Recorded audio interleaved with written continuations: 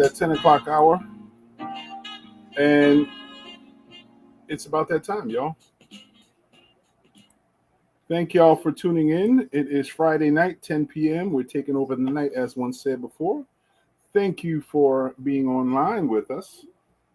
It's the new norm 2.0 with your boy Mo Delgado, the sexiest man still yet in this chair right now. So, you hear my producer in the background? She's going, That's her in the little corner right there. That's her. See that? Squash your head. Squash your head. Squash your head. Squash your head. Squash my head. Squash your head. Anyway, I'm hoping everyone is having a wonderful night, a productive night. South Jersey, we're about to get hit wet weather tomorrow. But at this point in time, you had a pretty good day, pretty productive day. I don't know about you, but my days lately have been overwhelmingly filled with a whole bunch of stuff. Of course, for those of y'all paying attention, I'm running for mayor here in Lake City. And of course, you know how politics sometimes demand having to deal and deal with things that you don't normally deal with because you have to. You know, it's like basically paying your dues to get in and out, whatever. So, but at this point in time, it's still about Lake City, at least for me here in Lake City. And I hope everyone, wherever you are, is doing well. We're going to talk a little bit about SHOP, but I just want to introduce everybody, of course. The new Norm 2.0 is an internet-based talk show. We have conversations about various things, and we offer you the opportunity to participate. It's extremely important that you all take part. It's extremely important to give you the opportunities to speak when you need to. If you have something on your mind you'd like to share with the general public, please feel comfortable to linking on. You're going through the chat if you're watching on Facebook or on YouTube as well.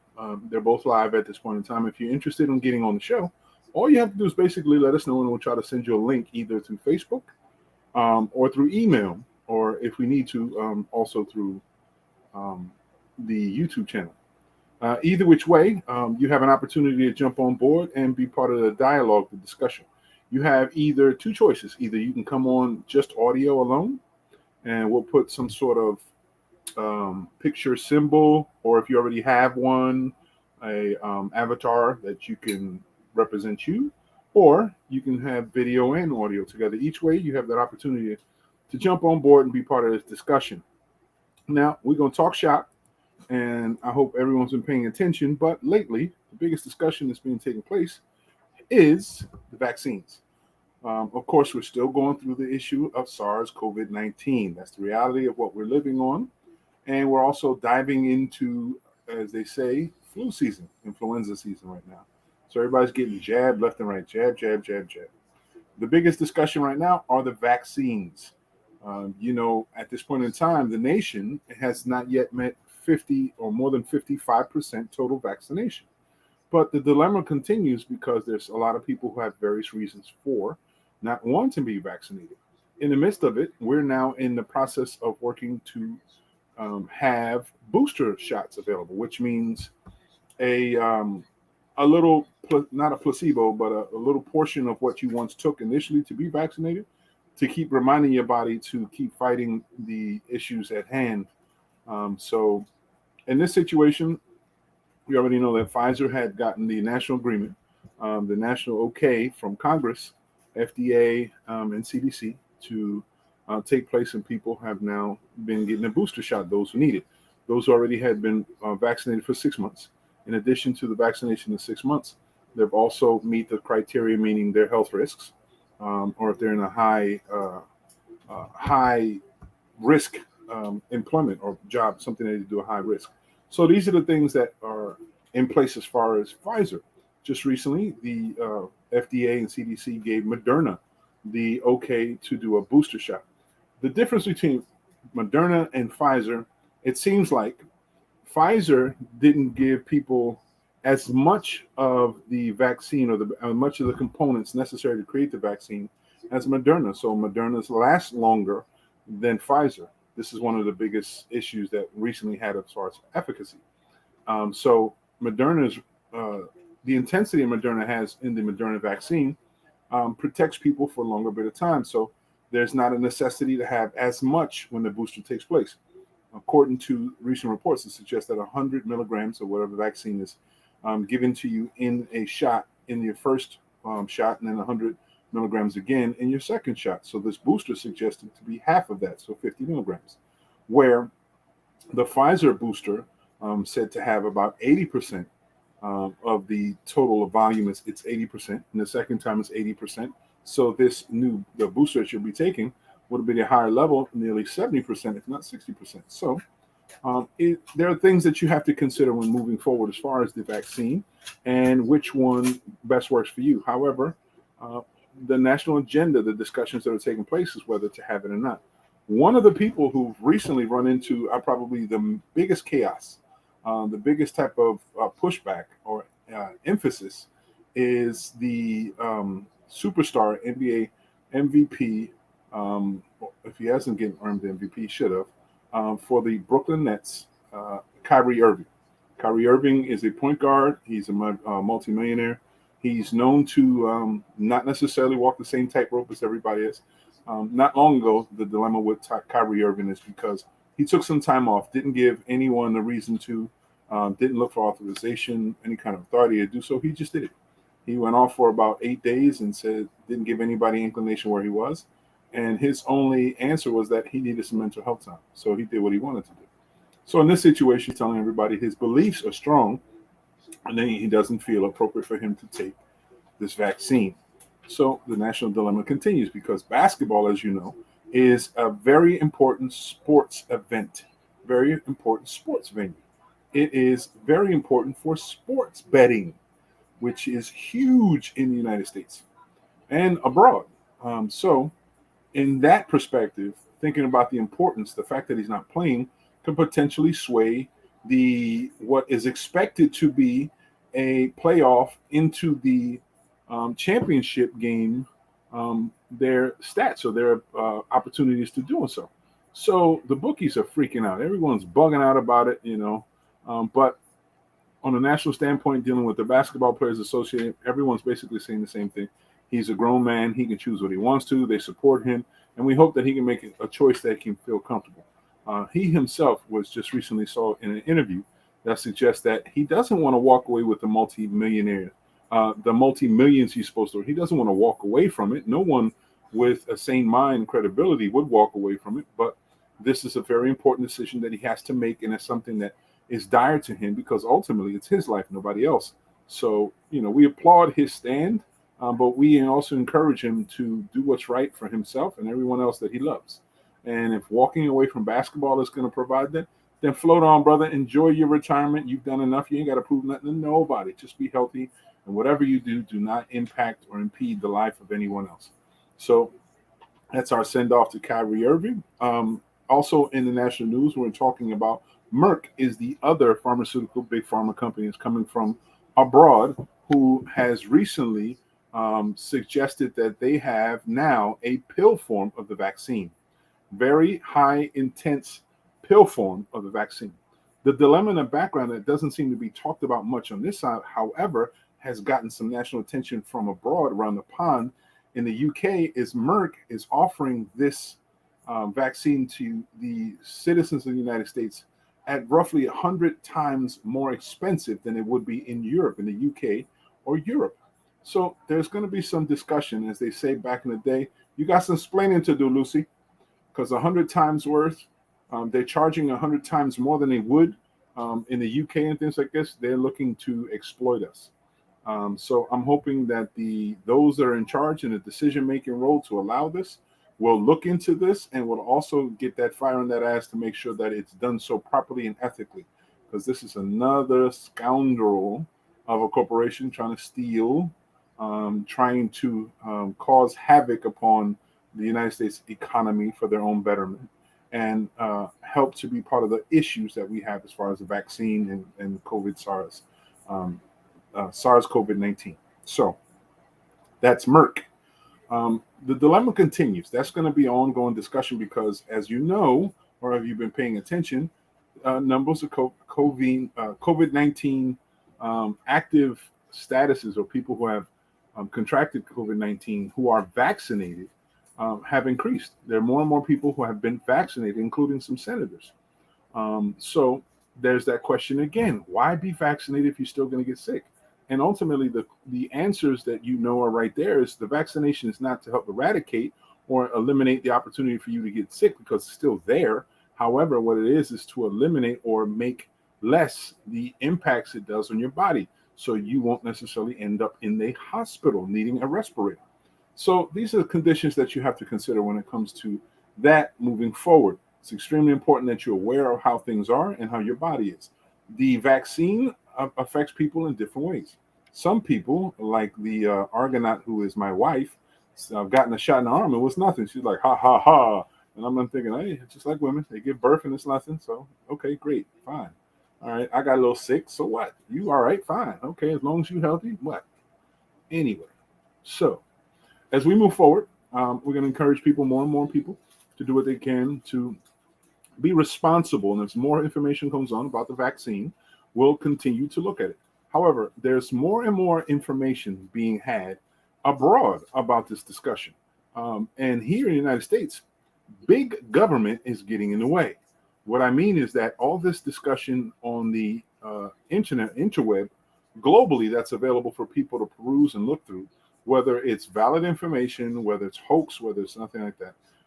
That information is available to them, but we won't be looking at it. YouTube here in the United States said they will no longer give time or space on their channel and or their space itself. YouTube, the channel, won't give anybody a chance to promote anything in the negative of the vaccine. So if you have questionable information, you probably won't be able to find it on YouTube. However, there's some that give information, and it won't be so brash and so outgoing as we saw in Trump organization or the time of Trump, when you had individuals talking about drinking bleach, stupid shit like that. So the one part is a good thing because you don't want people telling you to do extraordinarily dangerous things. Another time is we should be intelligent enough to discern what is good information and what is just fodder and bullshit. Either which way, it is what it is, and YouTube has agreed to the federal government's request to stop for allowing that stuff to happen. However, I'm going to point this out. They are doing a really, aggressive job in protecting the sanctity of this vaccine, but what about protecting the sanctity of everything else? How much hate videos have you seen? How many videos did you see that can promote hate and violence on YouTube, and they've never seen any kind of issue or want or desire to stop or prevent that to be shown? How much hatred, white supremacy that you see continuously? How much hatred do you see with people's historical backgrounds, their religious beliefs, or even their sexual preferences be ridiculed, made fun of, highlighted to be such so in a negative way here on these websites with no filter? So I'm going to always fall back and say, if it's good for the goose, it's good for everything. You know what I'm saying? So if you want to play filter, filter it all. If not, let it all open. And we're grown people. We should be able to discern what's good and what's not. So as we continue. Now, here's the thing. Talking about the same thing as filter. If anyone has recently seen the Netflix special called The Closer by the world famous and thought-provoking comedian by the name of Dave Chappelle, he recently had a show called The Closer. And in The Closer, it was very adamant in his preparation and promotion of the show that he was saying he was going to push all the buttons that necessary. He wants to try to provoke discussion. He wants people to really think about it. He promoted certain ideas, and I think one of the loudest things that were heard was by the LGBTQIA+. I think that was the acronyms, and forgive me if I got it wrong, but it was a long list of letters. That community is still angry and upset for his use of some of the words that he's used, and even telling a story about a friend of his who had sadly passed on from committing suicide, who was transgender woman, someone who he had just met and gave an opportunity to become a comedian, who he and then adopted into his tribe per se. Tribe is a grouping of people who share the same values and systems like this, and his tribe, as he suggested, were comedians. And he accepted because she was willing to listen to all the jokes and understood they were just jokes and thought-provoking. Some may have been hurtful, some may have been painful to listen to, but ultimately, she agreed that there were jokes and even defended it to her own, and defended it against her own tribe per se, to the LGBTQIA plus community. Um, and it was one of those type of things was heartfelt because in his story he said how that openness that he had developed with this person who was aspiring to be a comedian really gave him a comfortable foundation to love that person and understand that person and appreciate that person so much that it left a permanent imprint in his life, and he dedicated a better future for the transgender woman's daughter that he later found out by claiming he was going to do a special, like a trust fund for. I thought it was heartfelt. It's thought provoking. However, when it comes to nowadays, sensitivity is up beyond 1,000. There's always going to seem to be someone being hyperly sensitive about any small thing, even large thing. This is not to belittle some of the major issues that have been identified. Should we be made fun of? I think at times, if we ourselves as human beings can't laugh at ourselves, who are we to judge if someone else is making fun of those things? Because some things are just straight up funny. If you identify these things or that are being discussed about your tribe or your people, and they're truthful in essence, but they're funny, what makes it wrong? So some people will just listen to some of these formats and discussions and will be highly sensitive because they want to. They want to wear that chip on their shoulder. They want to be offended so they can have someone to lunge at. And it's always the same thing. And another part of this discussion, Chappelle had mentioned how the only people seem to be outraged in this whole discussion seems to be white people or white members of the LGBTQIA plus community. It doesn't seem to get the same type of response from those of color. And that again asks that question. Why is it one group seem to be overly sensitive or more sensitive than the other, feeling entitled or privileged to sensitivity and or being able to defend or protect the group from hardships and from perverse bigotry? Being a person of color, I think to me, as once was said, and also he said that night, um, take away the comedy, they'll still be black. Take away the language, they'll still be black. Take away the sexual preference, they'll still be black. And you can take away gender, they'll still be black. So if you can't understand that your issues stand and should be looked at from that standpoint, and everything else is just part of the layers of the shell, then maybe your issue is not real. Maybe there's some other stuff that you got going on. However, that's part of the discussion. It's a larger discussion. Maybe we'll talk a little bit about it later on when the guys come on or whoever else gets on, and we can ask the opinions going on. Before I continue, I'd like to wish a greetings to my girl Tameka. How are you, Tameka? I hope you're well this evening. I hope you're fine. I haven't heard or seen of you in a while, and I pray that everything is okay with you and you're doing well, and the family and the kids and everybody's doing good. Um, Tameka, you can give me in short in the chat, or unless you'd like to come on. What's your opinion about this issue that we're facing right now, or that's being discussed on a national platform about this sensitivity, the cancel culture, and comedy?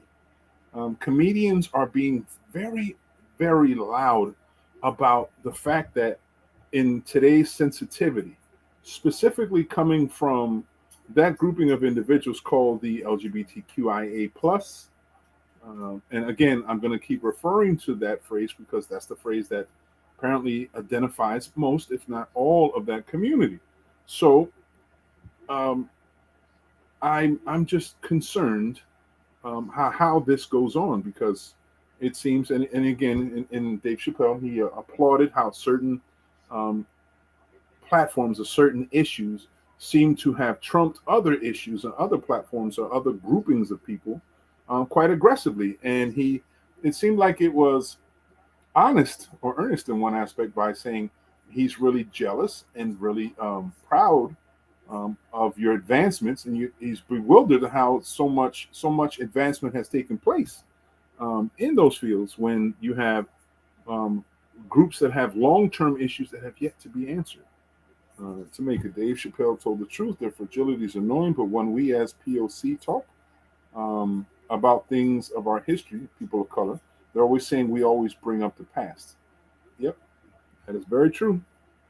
I think it's something that it's an uncomfortable truth that people they can't get away from it. So the minute they can find something to hide from or to try to layer it up to so they won't have to fess up to their bigotry, that they put it on there.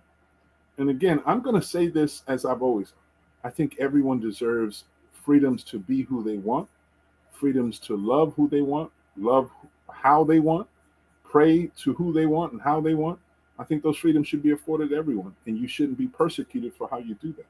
But just because you do it doesn't mean everyone else is participating in that same thing. It doesn't, just because you're doing it doesn't mean everyone else should be made to see and or be impacted by those things. And I say this also in heterosexual lives. When you see TV, you have overly sexed scenes and youth, young people overly sexed, attractive young men and women half naked, doing all kinds of stuff, if not just to themselves, if not to each other, putting themselves in uncompromising situations and having suggestive sex and or looking like they're having sex. I think there's a place and time for all this stuff. It shouldn't be on national news. It shouldn't be on TV as often as it is. Art sometimes this is confused too much with art to me, in my opinion. There's a greater, finer line when you're talking about art, and some people just utilize that as an excuse for them wanting to do what they want to do. Their frivolous habits seem to always been allowed, and they become super sensitive how things are, so they can continue to allow being petty and really minuscule at times, and that's just a concern for me. But again, I'm also very open to believe that everyone should be able to do what they want to do, just as long as it doesn't impact and or impede, place anybody in danger. And in situations like this, all this sex on TV, all these things, to me, it's a little dangerous for our youth, our young people. And not the teens per se, because last time I checked, all these teens out here getting freaky anyway behind your backs, and some of you are just in so denial. More so that some of them have a lot more mileage than you as adults have, and that's just God's honest truth. But I'm talking about the ones that still have some semblance of innocence, those who may have not ever looked to do any of this stuff, and still trying to hold on to their innocence. What about them? They need to be protected from that kind of perversion. So, I mean, as I said before, you can do what you want to, however you get down, what you get down to, that's your business. If it makes you feel good, I'm happy for you. But just because it makes you feel good doesn't mean I got to watch what you're doing. Doesn't mean I should be subjected to it.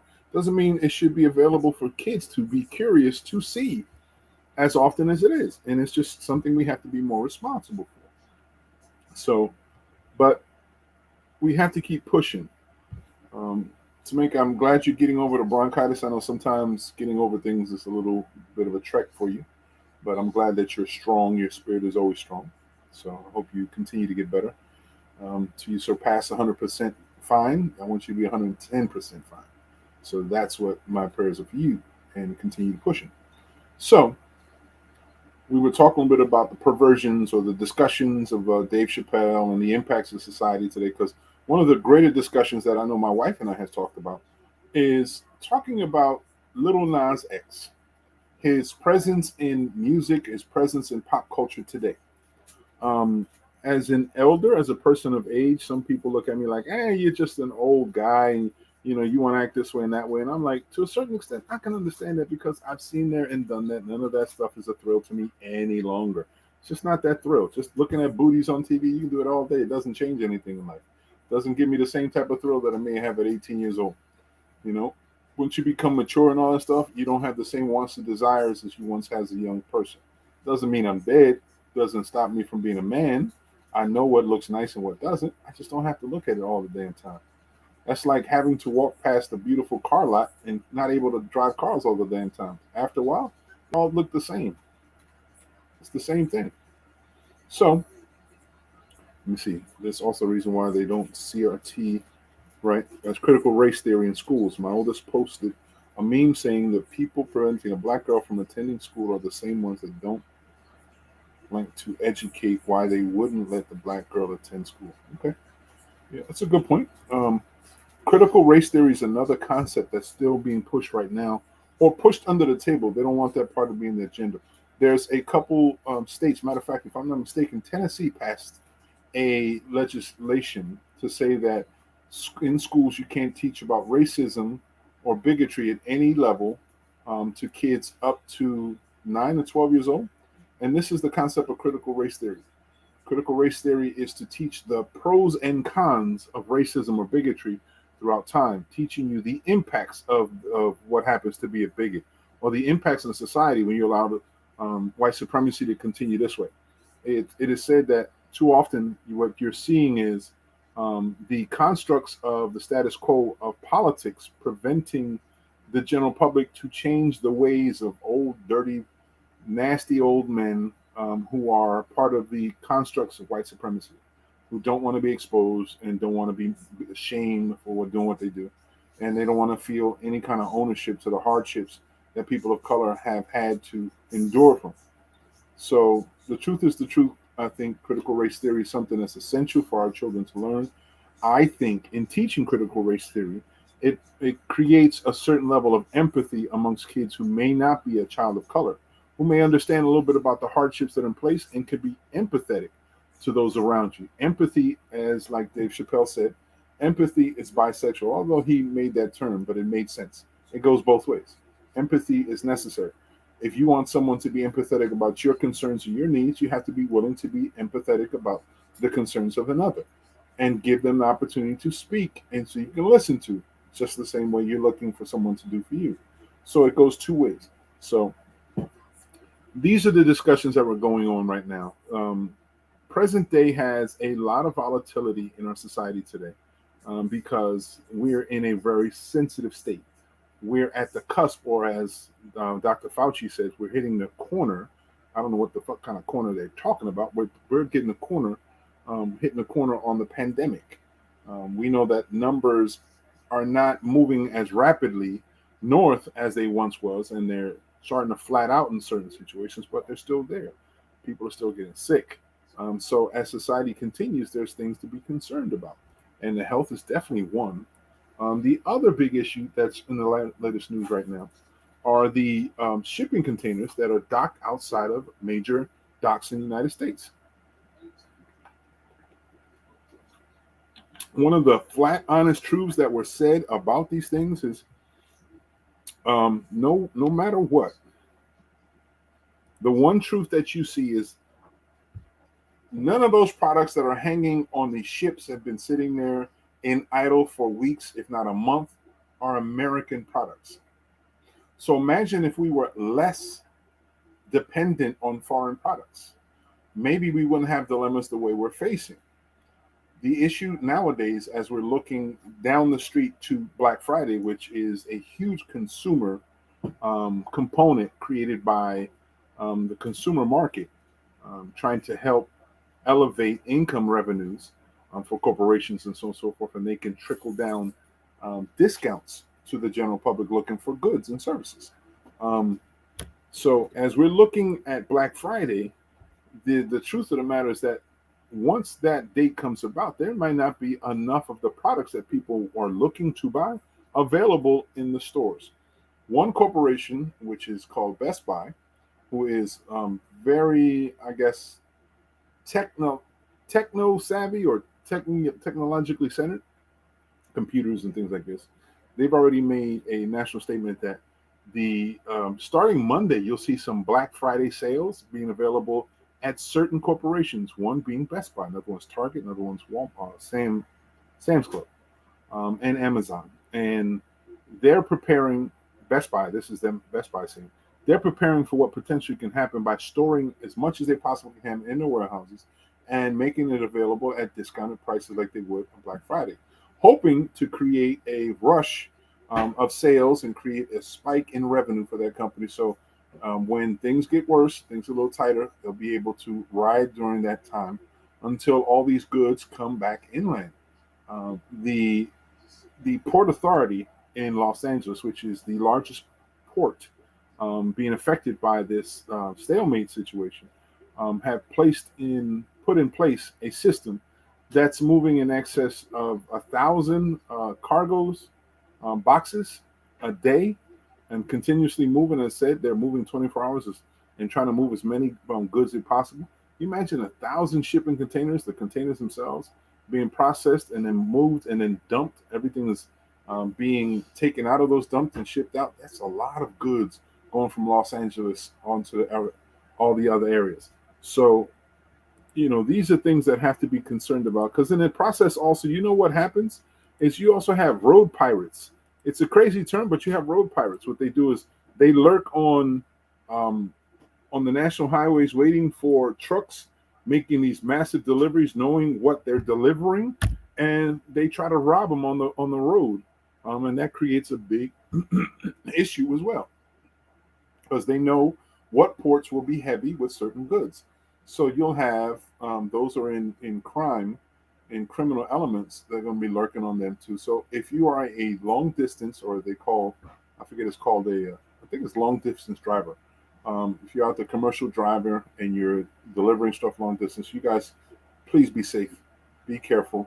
You're carrying very important goods, but the most important good that you're carrying is your life. I want you guys to be able to return back home safely to your homes, and being able to enjoy what fruits of your labor.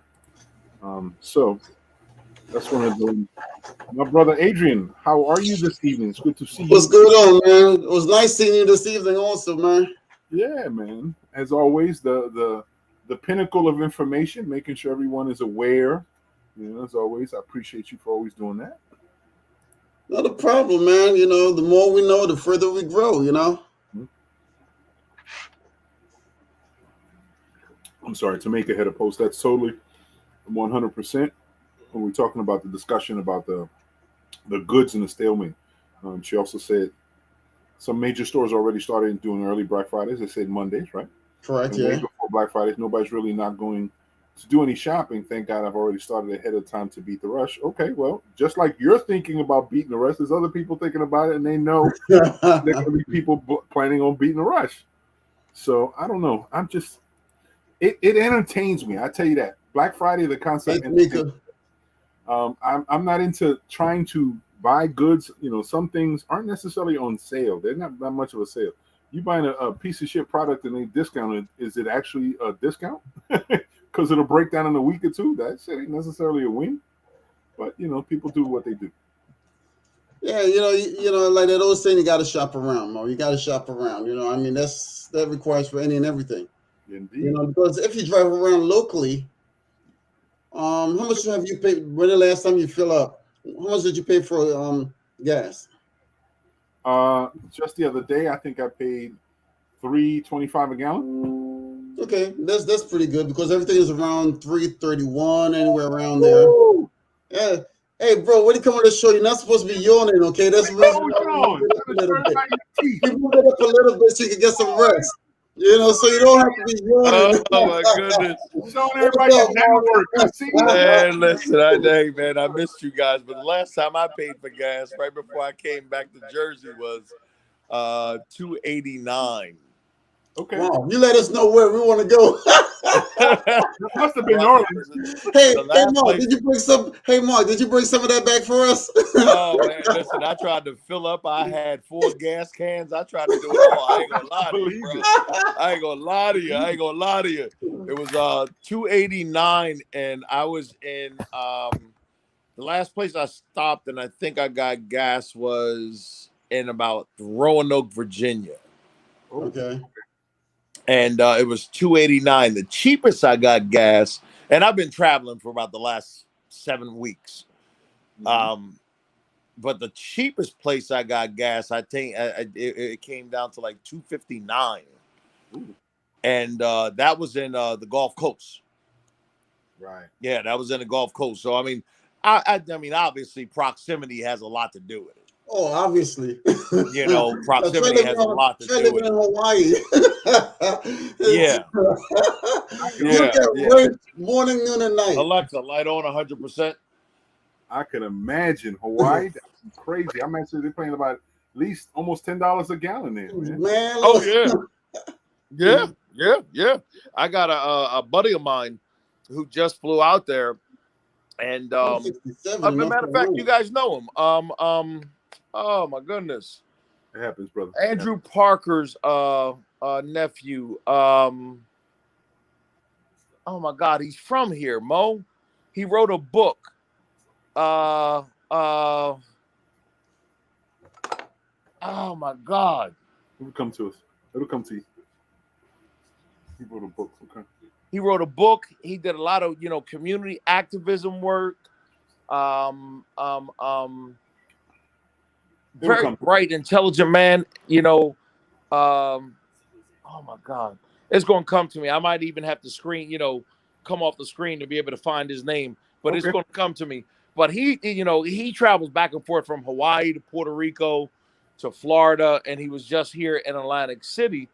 Okay. And he was telling me the difference in the gas prices. He was like, bro, we paying like $8.79 in Hawaii. Hey, that's where he buy a bike. There's a lot of bike riding around. Yeah, well, that's what they got. That's what he said. He said, they gotta have all of those. And I seen a guy today, man. He had to be traveling 45 miles an hour on this electric scooter. I'm like, well, yeah, this is fast. Yeah.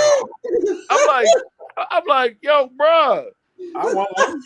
I'm like, yo, hey, Mo, I ain't gonna lie to you. I pulled up. I had to pull him over. I was like, dude, how fast can this thing go? He said, if I'm going downhill, I can go like 60. And I'm like, downhill, yeah, 60. And I said, but I'm saying, hey, Dre, I'm saying to myself, bruh, you got on this little baseball helmet. It's called crash helmet. And you rolling. You hit the wrong bump. Bruh, you done. You done. Oh my God. Oh my God. I get bewildered when you see them going from Atlantic City to Pleasantville, getting a pipe quite a long, testy distance on a damn e-bike. But they do it. Bruh, listen. There's about 10 of them that I see every single day going up and down 30. The opposite direction of traffic. And they moving at about 40 miles an hour, bro. Wow. That's what you call being in a traffic rush. I'm like, are you kidding me right now? Oh my God. But listen, I wish they hold the charge that long, man. Oh man, listen, bro. I wish them well. I hope they continue to stay. I know here in Egg Harbor Township, traffic is crazy. We just had a person get killed walking across the street. Yeah, the fight. We're trying to do something, right there in the Egg Harbor Township area, which, many of you know I have Rassman Estate. That's where my parents are. Right. And Egg Harbor Township at English Creek and the Black Horse Pike, it's just a death trap, man. Yeah, it is. It's just a death trap. I mean, you can't even. There's a bus stop on both sides of the street.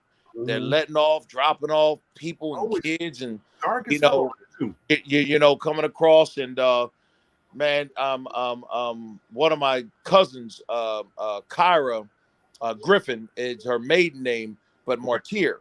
She's related to Melanie Griffin, her sister. Oh, Mel. I know you. Yeah. So Kyra actually saw the entire incident. She actually stopped and prayed with the, with the person, the whole 9 yards. Wow. And I mean, the next day, bro, the yellow tape was gone. I mean, everything was just done, and it was just like business as usual, But I say that to say Atlantic City streets ain't no safer. Yeah, we've been talking about that many times over. Yeah, you got that right. I say that to say Atlantic City streets ain't no safer. You see these guys riding up and down the streets with these scooters. Going, over here and going over there and cutting in and out of traffic and, with 120 cops, or I'm sorry, I'm being facetious, but, with 240 cops. Yes. And that wasn't being facetious. There's only so much policing that, you can go ahead and try to administer with these illegal bikes and all that kind of stuff. Just the other day, Mo, they turned around and they blocked up the whole damn Atlantic Avenue. Oh man, trust me. It's like not only are they bike gangs. Remember at one time they kept saying that the kids riding regular bicycles, consider them bike gangs. Now they upgraded. Now they in e-bikes and have that same type of attitude. And now they're acting like this way. They're rolling now, Jack. Then you have apparently the pagans have found a location here where they come on a regular basis. So you got some tough ass e-bike riders, some tough ass bicycle riders, and now you got the pagans. I'm like, well, what? Did you just see 11 pagans just got arrested? Mm-hmm. Did you see that? Yes. Wow. Today. Get out. Today. Yeah, 11 pagans just got arrested. I don't know. I didn't get a chance to read the entire article and all that kind of stuff. But, listen, man, Atlantic City, bro, we got enough. Mm-hmm. You did. Jimmy Wade did. Okay. I can hear you now. I know. Atlantic City's, I was saying this a little earlier. I think we all talked about that. Yeah. Torres, good evening. I'm glad you came up on the show. Torres, glad to see you. Glad for you to make it. Always appreciate your presence. We were all together a little early, and we were talking about how Atlantic City's too damn small to have these issues that we seem to be having. Why the hell are we allowing these issues to be as pertinent as they are in our city? This is the kind of shit we should shut down as a community, as a greater community. Like, yo, you ain't coming here bringing that shit. Nah, it ain't happening. No.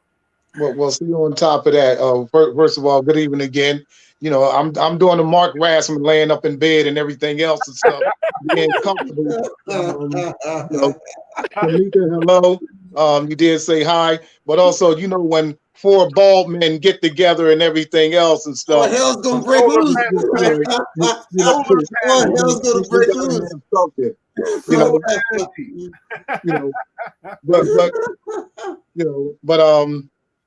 But Hug did show a picture when he had an afro and everything else. I'm gonna tell you all this. I can still grow a full head of hair. We want to leave the VO5 alone and don't put the Dippity Doo guy and everything else, because Mo, you said you can still grow a full head?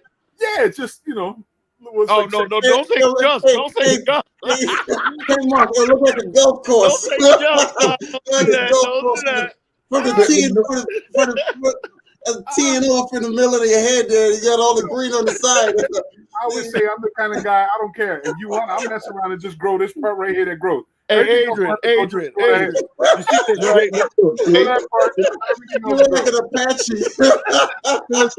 And they have those to fade it. Because back in the day, your parents used to put a bowl on your head and cut it around and everything else. So I mean, hey, Hey, George, we weren't that fortunate. We weren't that fortunate. We just used a pick. Some lines on the side. I put a fade. Yo, you just on. This will be a part. That's how nice it will be. George's parents must have had a lot of time because mine didn't. Let's say we had to buy Afro coat. I know this. They come up with. They come up with lace fronts and everything else and stuff and painting it on, peeling it on. I tried some of that before. It didn't work. That paint thing good, bro. Yeah, he's just spraying. It comes over the clothes. I think that's what they call them as units. It's a whole rug that they get in and they build and develop. No, bro, no. It ain't that. I'm talking about the spray paint joint. The spray paint one. You can't get away with that. Started off LeBron style, just spraying all the style, burns down, looking like Dracula. Oh, you look like Rudy Giuliani. Remember Rudy? Mo, you just came up my man. You just came up my man LeBron. Don't go there. No. But check it out, Mo. Don't go there. You look like Rudy Giuliani when he was up there sweating and the whole thing was coming out of his face. He said, "What the hell is that?" Giuliani. Oh my God, that was hilarious. Yeah, that was hilarious as hell. Yeah. No, that shit is real. We're in the age of vain men, and that shit's hilarious. The more I see it, the more it's funny as hell. People's hairlines on the side. Yeah, my wife told my man weave. She's actually watched videos for that shit. I was like, are you kidding me? Oh, But hold it. You know what? I'm gonna just take it back a little bit because when you used to get the hot comb and you get a blowout and put it on there and it goes, you know, when you put your afro all out and you everything else with the hot comb, you can't do that, bro. Hey, Torres, why don't you tell us more about it because we never went there. Tell us more about it. You know what I'm saying? You in my age range, Mark. What are you talking about? Yeah, but listen, bro. Listen, in my head. Hey, Torres. With all due respect, bro, I'm half white. But you know what? You put the lie. You put that lie in your hair to straighten that back and everything else. You know. So the other one I can go to is Mo and everything else and stuff like that. You know. You know. My shit was there. What were you trying to look like Bootsy Collins from back in the 70s and stuff or what? Hey, listen. Now y'all want to laugh. I'm bringing up. I know some of y'all was looking like sexual chocolate with that Jerry curl. Mark the first one. Marcus the first one that there. Yes, he did. That was me. You had that Jerry curl. Yes, he did. Look. I'll be honest. In my sophomore year of high school, I went camping, right? And when Mark's the first one that laughed out and everything. He knew he had. Oh my goodness. Mark had that squirrel curl. I went camping. I didn't have any brush, any comb, or nothing, so I couldn't get my stuff together. Oh, God. So we was out there camping for about 5 or 6 days. My shit was tight, right, and all scary which way. So all I could do was throw on some Neat Clean or some Grecian Formula, whatever I could find. And trust me, I was singing Sexual Chocolate that week. You couldn't tell me my shit wasn't good. Jerry ain't got that. My curl was tight. Hey Mo, is that back in the day when they had black and white before color film came around? You know what I'm saying? Everything was in black and white. You remember the Polaroids? You got to shake it a few times before it actually came about. Yep. That we talking about. Yep. We talking about wife. That was her dad. Yep. God bless his soul. Let me say this to the four of you brothers, man. It is good to be able to laugh. Yeah, definitely. It's a blessing. Okay. It is good to camaraderie. It is good to be able to laugh. You know, Mo, I was listening in earlier on your show, and you were talking about the Moderna and the Pfizer, right? You know, and that kind of stuff, and you know, you're 100% on point with your facts. Mm-hmm. You know, the Moderna lasts longer. The Pfizer definitely needs a booster. Right. You know, and what they're doing is they're just giving it to smaller doses. And even with the regards to the children dosages, it's the same vaccine.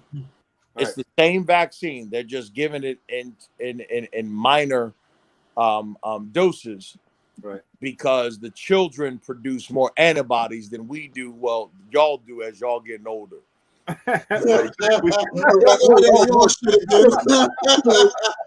to your shit again. Hey, what is he, French or what? Yo. He gonna claim that you as much as possible.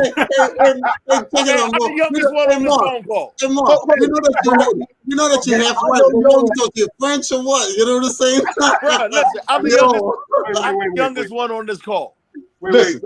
Let me break stream. Hold on 1 second. Let me break some stream first off. All right. Brother Mark, how is your wife, man? How's Sherry doing? Oh, thank you for asking. It's been answer your question, she's healing. Amen.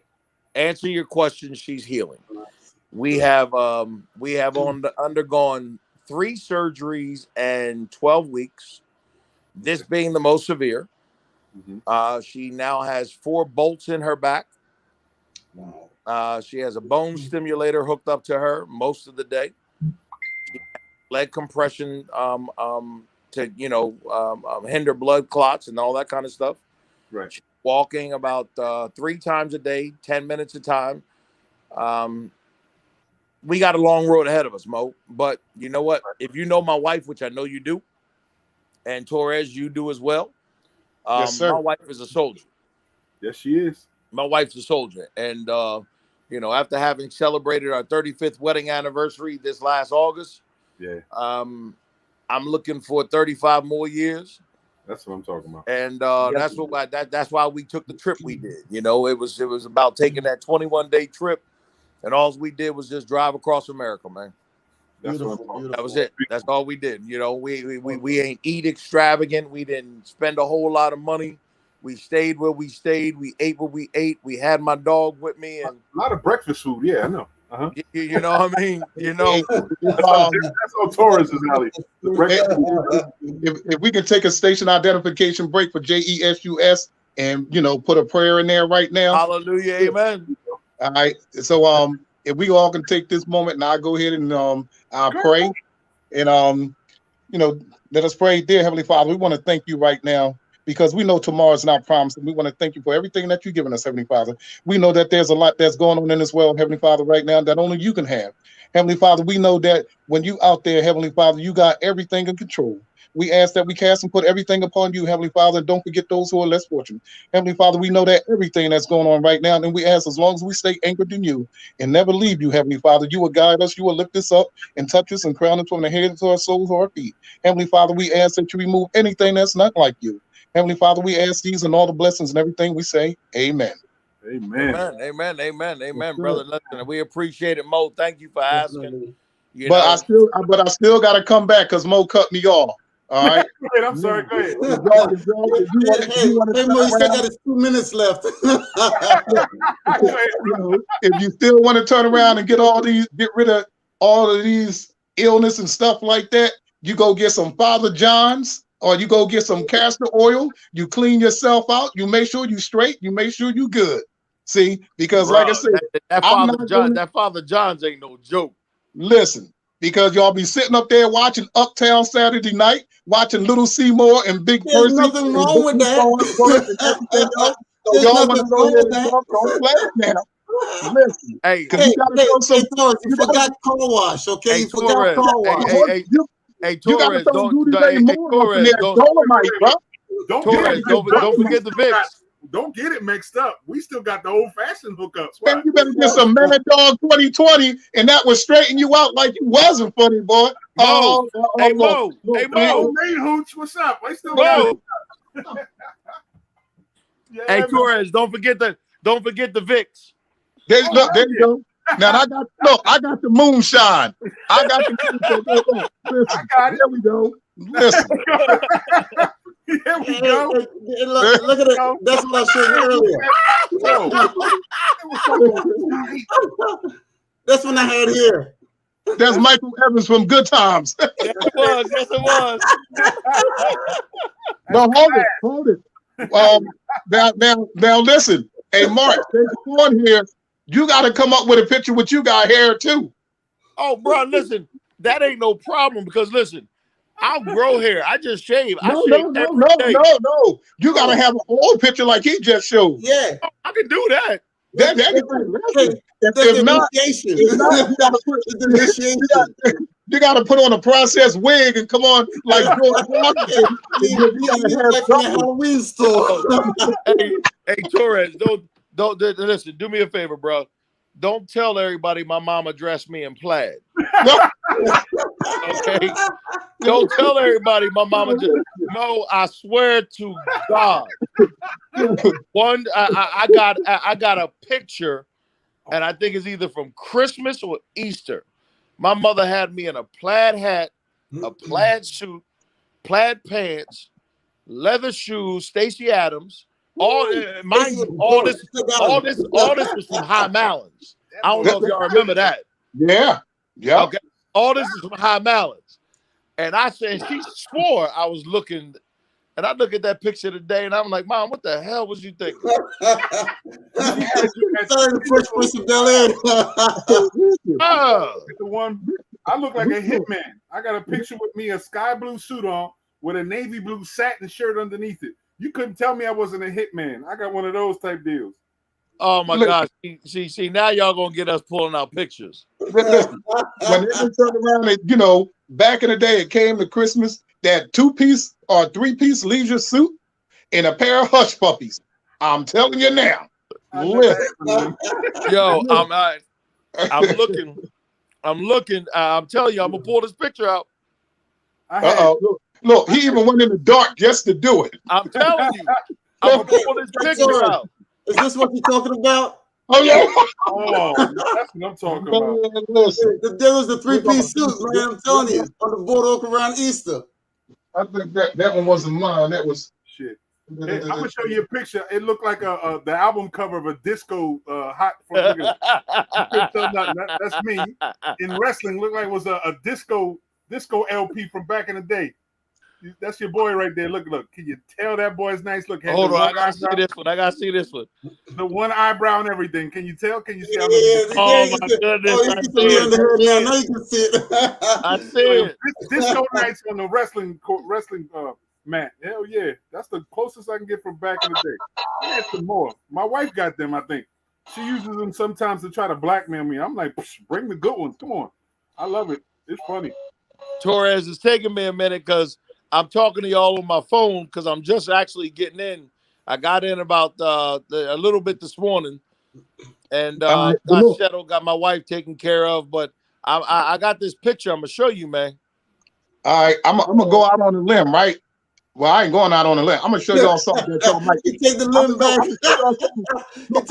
Y'all remember this, right? Good ones. Right before he went into the military, you gotta see them pictures. Right before he was in the military. What's that? Is that an APB? What is that? No, you didn't. Oh my God. That's the mayor running top speed with Chihuahua. Hilarious. Oh my Lord. Somebody sent that to me. Oh my God, that's hilarious. I remember that day. And this is again not to ridicule his phobia, but bruh, he was fast as hell that day. Yeah, look. Oh, they put music behind it. That's hilarious. Yeah, I know. That is hilarious. Hey, Torres, I got a question for you. Yes, sir. What can we do to help you? Oh, man.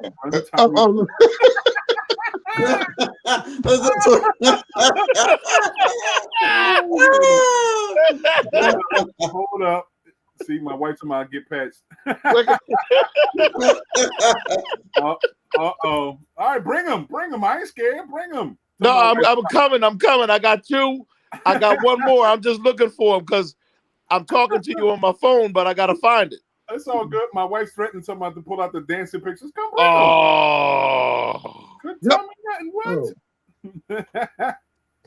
She got the good ones. She finds some, man. We went up to Puerto Rico, and my brother and sister had pictures that I know they had. She was taking them left or right, telling me, I got this one. This is a good one. She's going to try to make fun of me. I'm like, hey, Mo, you see the picture that I showed you was called Mackin back in the day.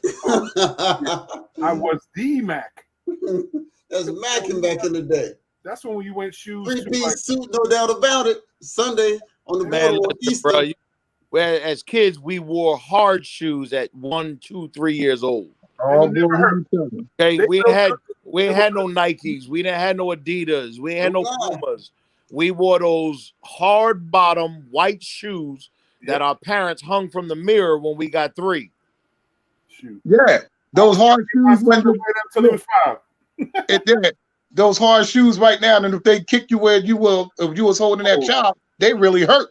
Oh yeah, but see, that's what our kids need today, man.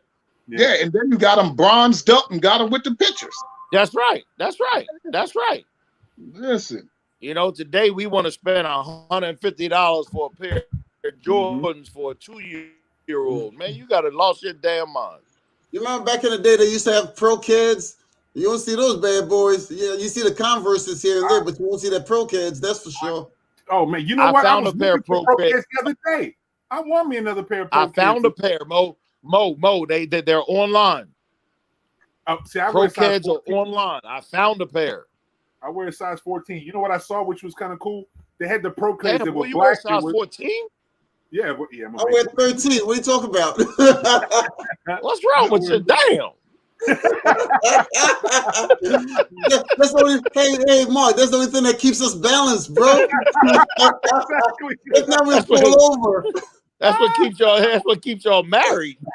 Hey, all right now. This is what keeps us married. That helps. I'm hearing my wife in the background laughing. She understands. That's funny. She understands. All I can tell you is I'm a size 11 and I'm proud of it. All right. So we find shoes on the rack. Hey, boy, you're absolutely right. They could never have it in our size. That's a special order, my shit. Oh my goodness gracious! I saw these black pro kids that came out that had red and green stripes on the side instead of red and blue. I thought they were the fly shit. I said, let me try to get a pair of those. Get out. 14. Then they came out with the Dr. J's. Yes. Dr. J's, I was like, oh, I'm in heaven. I loved them back in the day. Maybe I'll get some now. I've never got them before. Yep, everything but a size 14. I said, y'all keep messing with me. Dr. J had a size 16. Oh, yeah, certain ones. Yep. Back then, Dr. J had a size 16. Yeah, back then you could find a lot of big sneakers, yeah. Not now. They narrowed everything down and took them off the shelf, Mo. They're killing brothers like us. It's a conspiracy, man. Just like women wearing extra large size clothing, so we don't find nothing in the extra large sizes, they're gonna start wearing the big ass shoes. It's a damn shame. See, man, listen, conspiracy against us all. That's what it is. I'm gonna go ahead and plead the fifth on that one. Hey Mo, they're making money the small sneakers to get around to leave enough material for the big boys. You know what I'm saying? True, they think we're all gonna wear Crocs all the damn time. Exactly. Oh. Size 7. Give me a break. They putting it all in skinny jeans. Oh my God, the yeast jeans. Right? See, I like old school because when we used to go to the karate movies here in the city, and then we used to always go out. New York Avenue and New York and Atlantic. Yep, and go look at the Center Theater, and that's when you used to watch the first movie, then watch another movie, then watch the first one again. Yep. And then you used to go run out and then run over there and get a pair of Bruce Lee kicks. That's what you used to go get. Creepers. Yep. Run right over there. If it wasn't them, it was Bobos that cost $1.99 to make the so don't even try. Hey, Torres, he got pick it up at Two Guys. You remember Two Guys up there? Yes, sir. Yes, sir. I told my son those were some quality joints back there. $1.99 and now they were what Skechers are now, right? Or Clarks, that type of size. Most comfortable shoe that was. Yeah. Now you try to find them, they're gonna sell them for like $1,200-$1,300 a piece. They bugging. Oh, go ahead, Trinity. Trinity said Mo be wearing spandex. Oh, go ahead, Mo. Only when I was wrestling. How about this one? The Jack Purcells back in the day. There we go. Yeah. Okay. Cool. Now, if you had a pair of Jack Purcells, you was living large. The Jack Purcells back in the day. There we go. Yeah. Okay. Now, if you had a pair of Jack Purcells, you was living large. The Jack Purcells back in the day. Somebody's got the speaker. I think you have. Somebody got their speaker on because I keep hearing their I think that's your speaker. Gotta turn it down. Wait, hold on. All right, so hey Mo, how do I post a picture? You can go down in the bottom. It says share. Do you have access to it on your phone? Can you see it? Where it says all right, share. I got you on live. I got you on stream. It says Mike, Cam, Mike, and chat. Okay. I think you're going through. Yeah, he's just logging back in from the outside. Yeah, you should see a bar that says share. Because everybody has an opportunity to share. Let me see if I can reset it. All right, let me just hit mine. Oh, okay. No, I got to hold down my button. All right, I got you. I got you. Okay. All right. Let's see what you got. Pull onto your seat, man. This one is coming. I'm trying to. Hey, Dre, listen. I'm trying to figure it out, bro. I'm trying to figure it out. Everybody hold on to their chairs. Wait. Let's see the Saturday Night Fever look with the white suit, the black shirt on. I know you was in there. Had the good old. You had Daddy's hair slicked back into what was that called back then? A pushback? Oh yeah. Hey, Mo, don't knock it. Those were the good old days of Studio 54 back in the day. You know what I'm saying? See, that's what I heard. I've never been in the 54. That was a question mark back then. They won't let me in the door like Count Dracula. I was there, but they won't let me in the door. Yep. All right, share. I got to share. More. Okay, Toya fell off. I think she got to come back on in a second. Mo, I'm still trying to figure this damn thing out. It's all good, man. It's all good. We'll eventually get it. We're all like laughing at ourselves. It's all good. Yeah, no, listen, man. This is funny.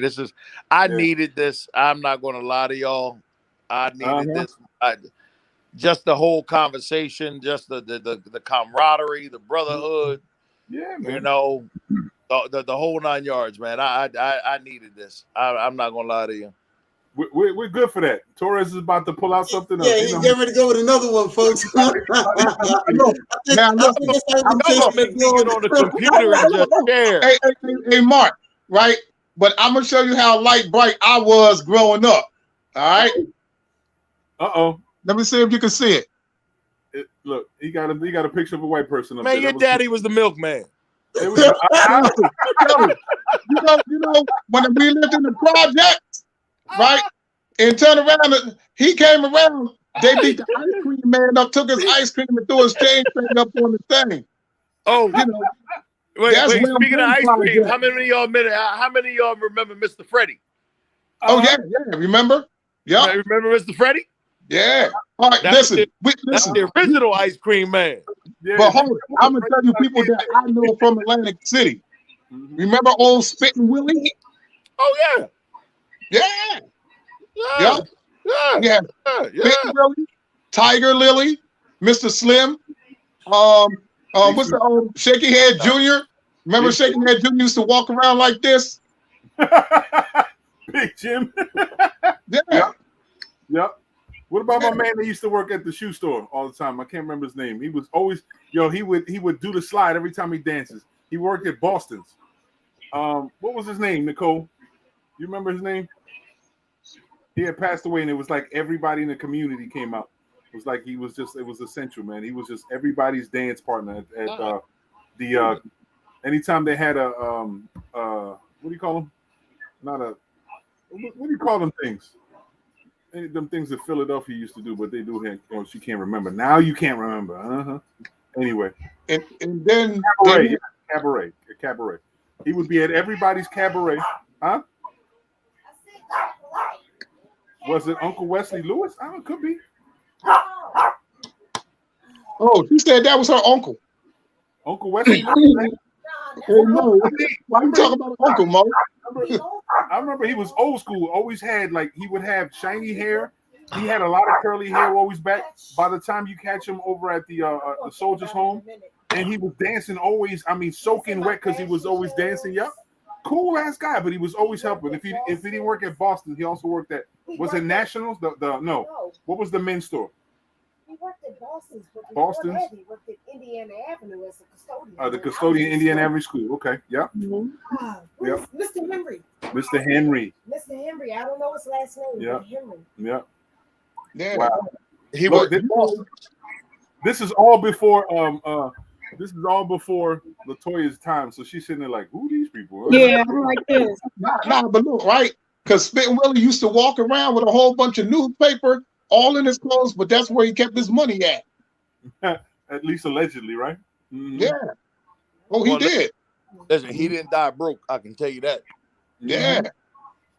Yeah, that's then you had Tiger Lily. Of course. Yep, with all the family members, yeah. I know her. See, Tameka said Henry was our uncle's name. Okay, well, Uncle Henry seemed to be I guess you related to everybody, Mika. What's up? Okay. I'm looking for you sound like you like Torres. Torres is related to everybody. So yeah, Torres is related to everybody. Look at Lord, come on, Toya. Milkman. If you see my face, I'm so tired. You got come on, Mark. You got to cut that out, bro. Listen, bro, ain't nobody that white being born, and now you that dark. Yeah, listen. See, now you catch me not really saying nothing right now, you know.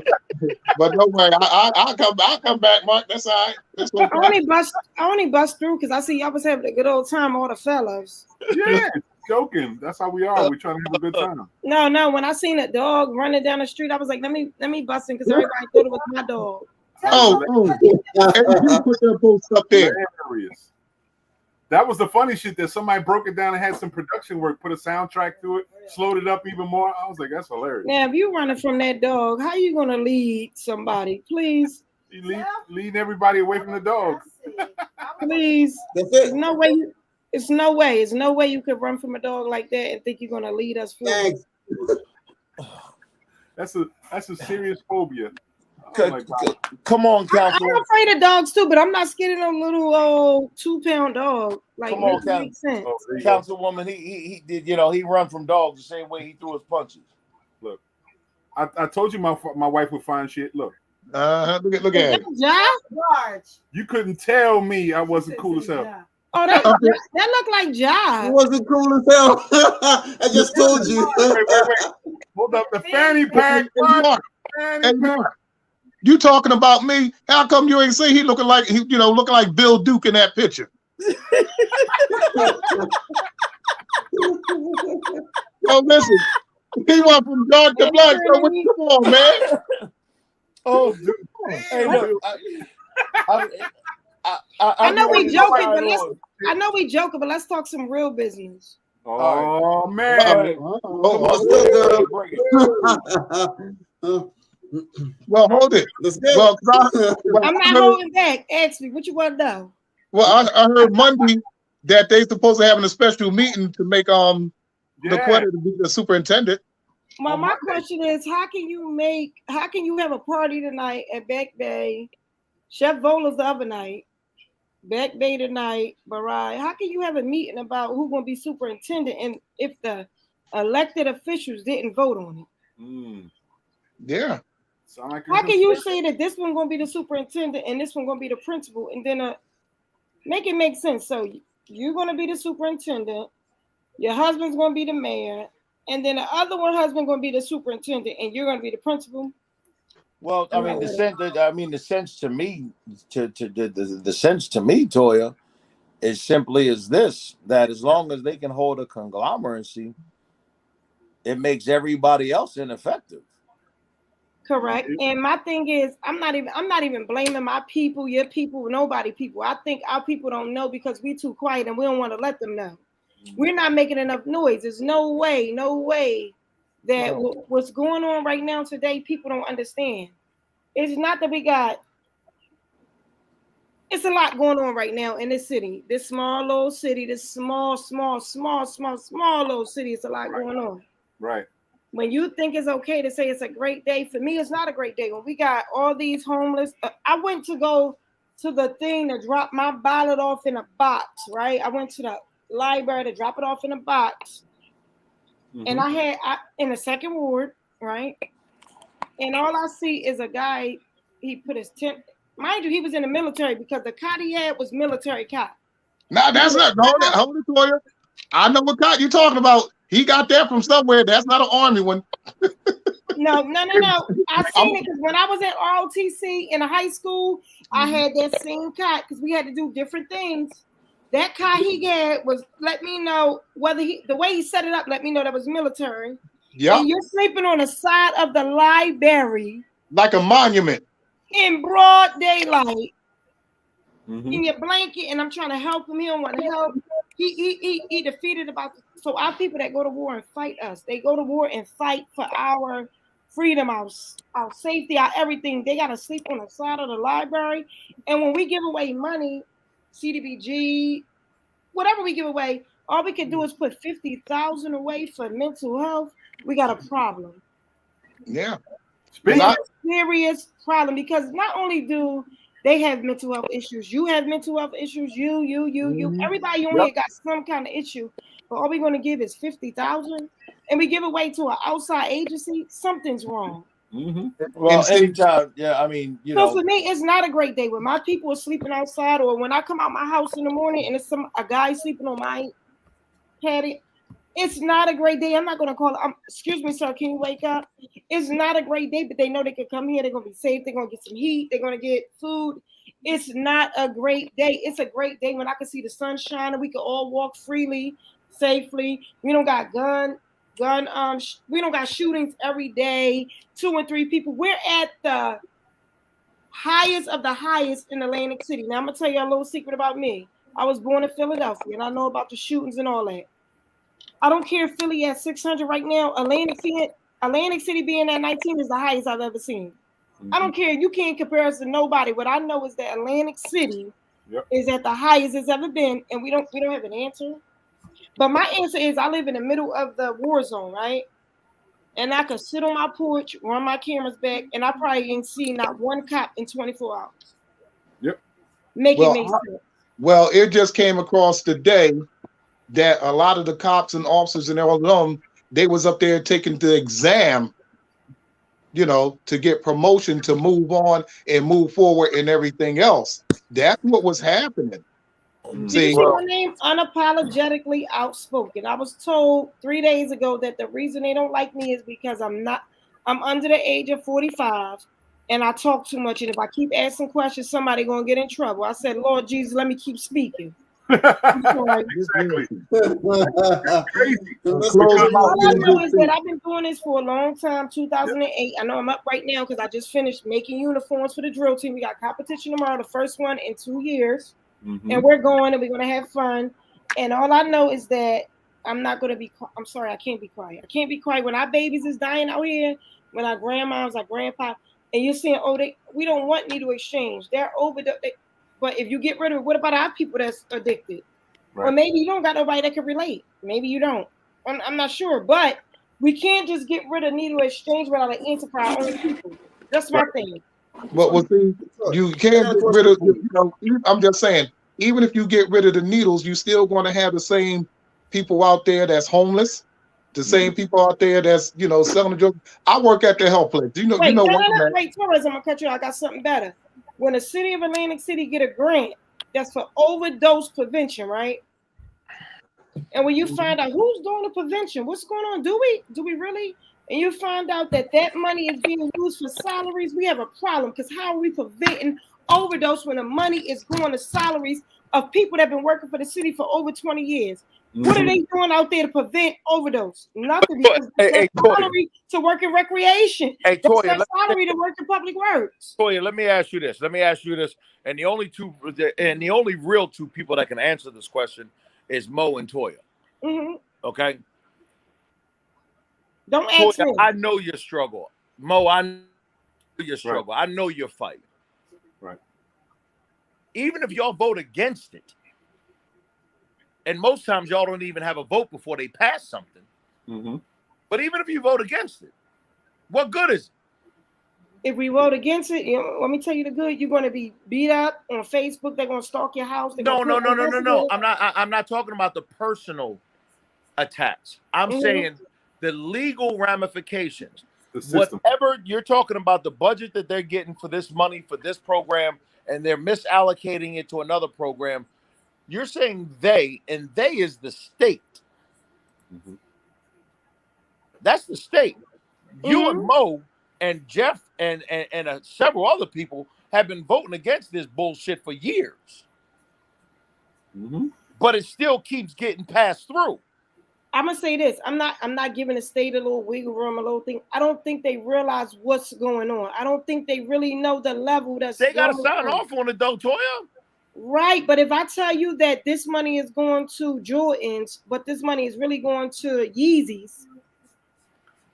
Toya, there's no way in the world that you can justify. I'm giving them the benefit of the doubt. I'm giving them the benefit of the doubt. Okay, and you know what? I'm gonna give them the benefit of the doubt. There's no way in the world, me as a business person, can turn around and misallocate and continuously misallocate, misappropriate continuous funds and resources that are being afforded to me in any given situation to be used for a specific subject matter. There's no way. I'm gonna tell you this. Did anybody ever call them on a carpet other than me and Mo? Did they? No. And because look at my name, I'm unapologetically outspoken. I don't care if it's you, or you on the screen. Right. You're not going to rob my people. You're not going to get my people and run. I'm not going to allow it. I'm telling you, I don't think everybody know the struggle that I went through just to get these kids to get ready to go to competition tomorrow. Like, you're not going to rob my people. You're not going to do it. I've been fighting since 2008 to get these kids off the youth. I mean, these youth. You've been fighting a lot. You've been fighting a lot longer than that, sweetheart. Right. So, real talk. You've been fighting a lot longer. So what I can say to you is these same people that I've been fighting is still sitting there. Get the hell out my face. Make it make sense. You don't deserve a seat at my table. But what my question still is not answered. How is it that these agendas and budgets and misallocation of funds or misappropriation of, I can't call it misappropriation because that would be illegal.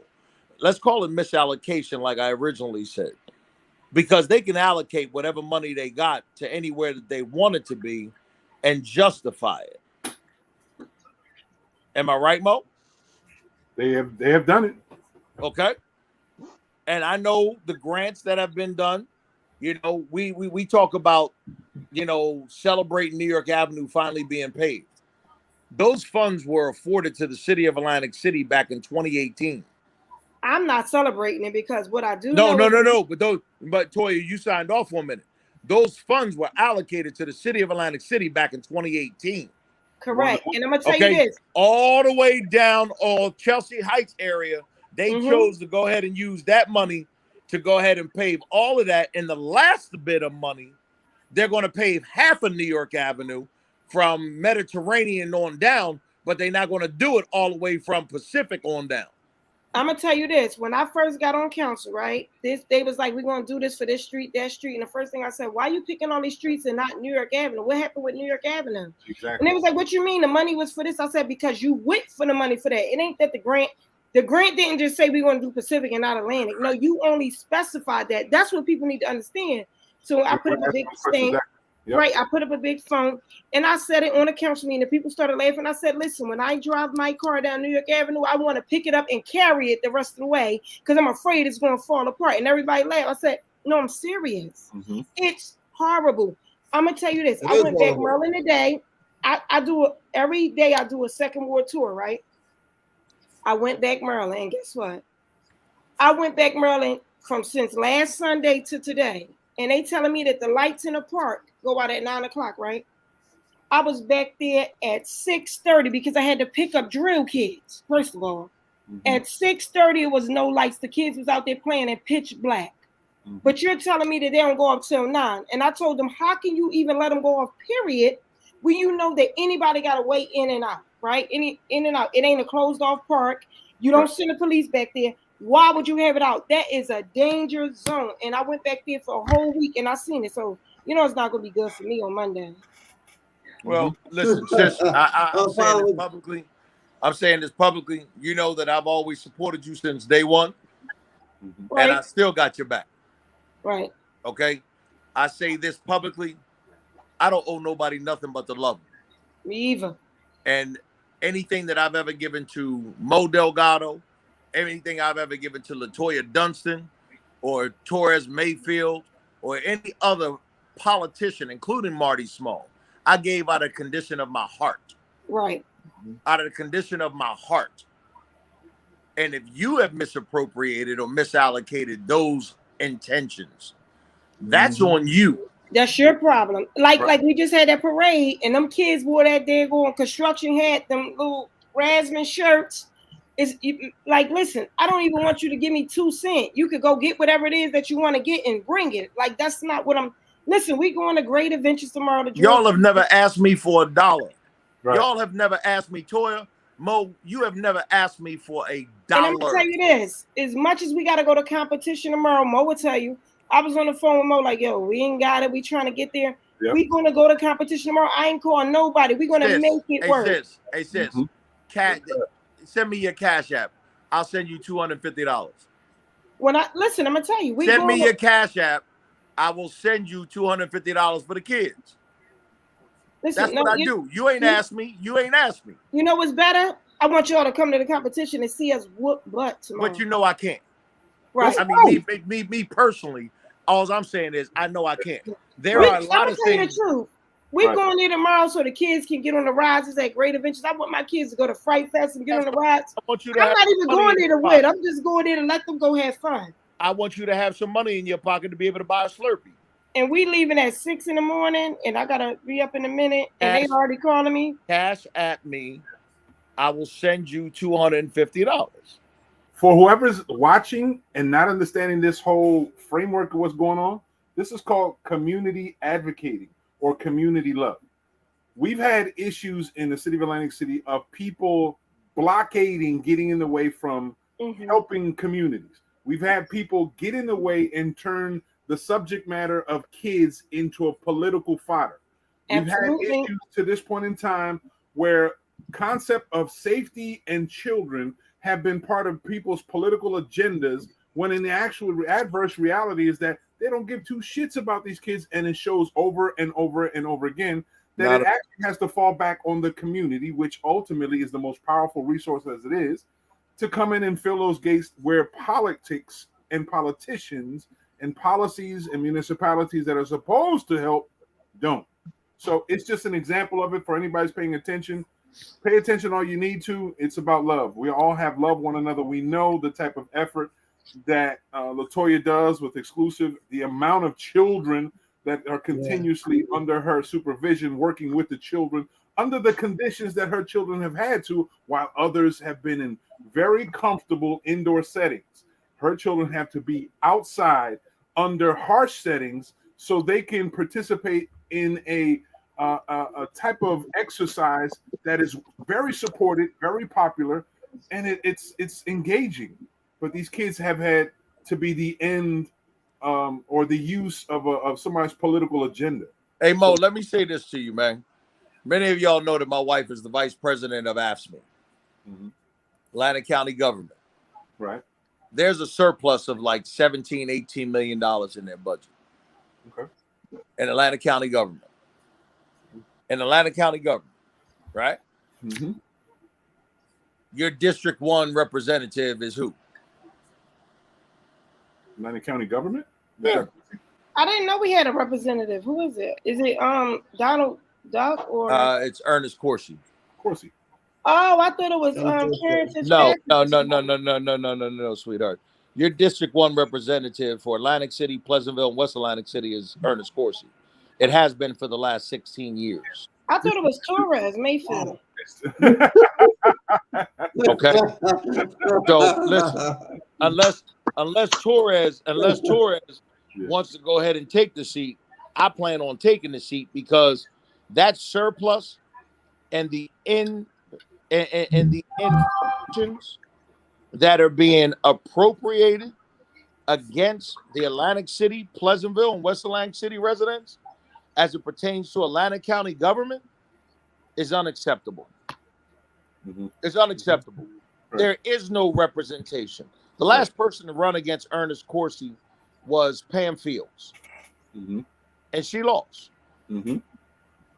One time out of 16 years, he ran opposed. One time. That's it. And he still continues to sit there in that seat. And Ernest Corsi is a friend of mine. I'm not belittling him. I'm not bad-mouthing him. I have nothing bad to say about him.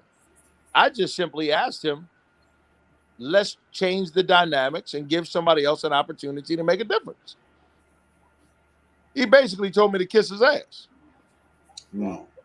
You're trying to tap in his pocket. What are you doing? I'm sorry? You're trying to get in his pocket. What are you doing? Yeah, there's no friends trying to go into that pocket, I tell you. What do you mean? When you tap in that pocket, when you cut my money off, I'm coming for your neck. You ain't gonna tell me. Wait, I can get free. How am I cutting his money off? Because you want to do the work, I'm not doing the work, and you're trying to tap my pocket, and you're gonna take my check. I'm not. Listen, that $47,000 that they make. Listen, he getting 46 from there, and then he getting 86. I think he just got a raise after they came back from Atlanta. I think 86 Over, he's getting 6 figures all together. What are you like? What you trying to take my money? No. That's just a little bit. Oh, you're talking about the 3 jobs he holds during an 8-hour day. Oh, right. Oh, that's what you're talking about. Mm-hmm. Oh, so you're talking about the 3. Oh no, it's 24 hours. It's 24 hours in a day while I still run my other business. Right. You talking about the PPP money that he got? Oh, okay. Right. What's the business? What was the business doing? I think he do car parts. Car parts. Yeah, car parts. Jitney parts or something, I think. Right. Something like that. Right. Well, no, I'm not trying to listen.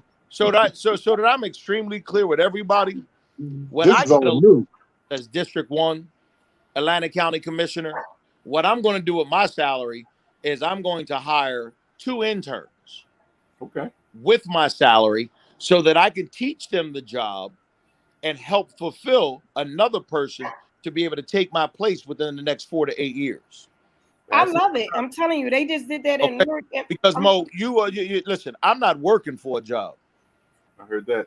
As long as God wakes me up, I'm going to make money.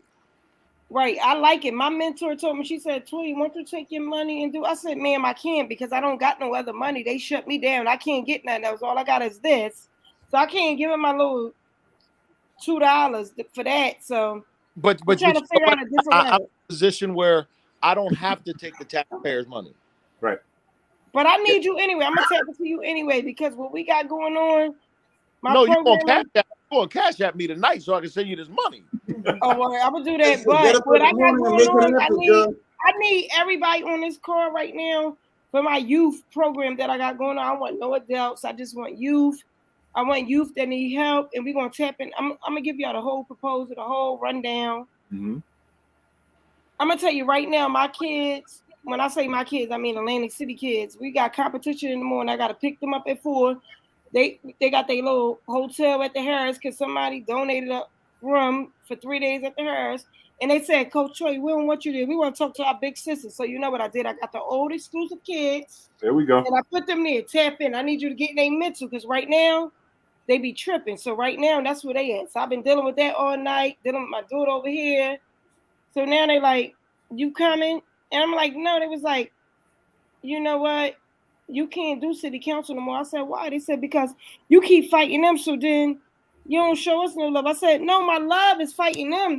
But they don't, the kids. But Toya, you don't have to fight this fight. And this is what I've been trying to say. I don't. If I get the right people up there, I don't got to fight. I just want to deal with the kids. I don't want to deal with this. I want to deal with my kids and go to the meet, and that's it. You have to fight the fight. The issue for me is that the information that y'all have is being disseminated across the board for us to be able to support y'all. Right. See, we get information at the 8th hour, at the 9th hour, speak. Okay. Right after we do. Right. Okay. Excuse me. Do you see my name? Let's have a show next week, and I give you everything you want. List questions. So if it's public, I'm gonna give you everything. You want to know what the house is at, what it's at? I'm gonna give it to you. I know Torres would be there. I know I would be there, and anybody that knows me knows that I ain't gonna shut up for a damn person. I'm not. They all of us are the same thing on this you site right now. You can escort me out. That's fine. I have no issue with being escorted out. Right. But one thing that you can do is you can't stop my money. You can't stop my money. And since you can't stop my money, the only way that you can hurt me is by attacking my character, Mayor Marty Small, and that's what he tried to do on Facebook. And I got listen, how can he attack your character? Talk about his character. Oh, I did. His character. Trust me, we went back and forth. You keep talking about sipping with Foley. You talking about this and that. Don't make me tell you who we really sipping with. So you better be quiet before I tell you who we really sipping with. Who? He keeps saying, oh, the boxing rink is open. Who won it? No, I'm gonna tell you it's open. Who won it? And Torres, you're gonna be the referee. Who won it? If I'm so loud and I keep speaking out and I'm doing too much, challenge me. I'll get in the boxing ring with whoever. Every fact we throw a punch. See if I don't knock you down. It just shows you. If people knew the truth, they wouldn't be so adamant in trying to support this bullshit. No, they will, Mo. You know why? Because if I can promise you, vote for me, I'm gonna give you 100,000. Razzman, vote for me, I'm gonna give you 250. Torres, vote for me, I'm gonna give you 100. I'm gonna give you. You're gonna be the solicitor, you're gonna get 200, and you like if I could do that, you would do the same thing he's doing. So we can't be mad at what's going on. Let me tell you this. Listening or whatever. Let me say this. He could be listening. He can say whatever he wants to say. He already know because you already said I'm your biggest hater. I'm your biggest, you don't like me. I want you to understand that I know what you're doing. Mm-hmm. And you're not quiet, you're not low, and you're going down. Because when you come for me and my kids, you're going down. I gotta take you down. I'm sorry. I just have a problem with one thing that just transpired.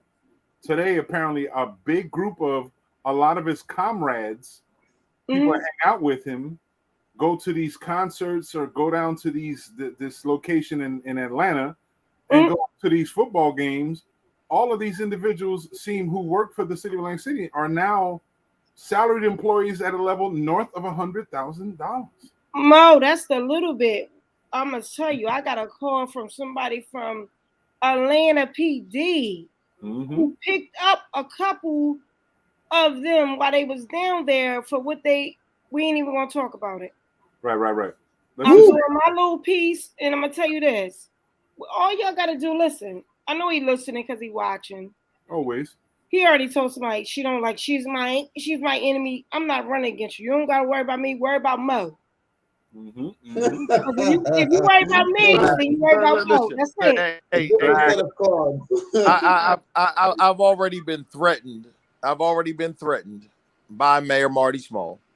Listen, I don't even think y'all keep. I've already been threatened that he was going to file a suit against me with his attorney. Do what you're gonna do. Make I told him, Atlanta City attorney. Well, no, unfortunately, I told him. Unfortunately, he's going to find a new attorney because we share the same attorney. No, what you should have said is, unfortunately, they get paid by the city of Atlantic City, and that's. Well, he can't use Eddie Jacobs because Eddie Jacobs is my attorney. Oh no, he don't got Eddie Jacobs no more. He know he don't. According to my understanding, whoever his big boy lawyer may not be a lawyer any longer, and he can't use him anyway. So, because that guy's potentially losing his law license in the state of New Jersey, he can't use him. That's why he's scampering around now. He can make idle threats about who he can sue, but the reality is that he's got nothing to stand on. Nothing. It's one thing to say if we're slanderous and it's not proven. Slander is one thing. Libel is another, talking about something that prevents someone to make money.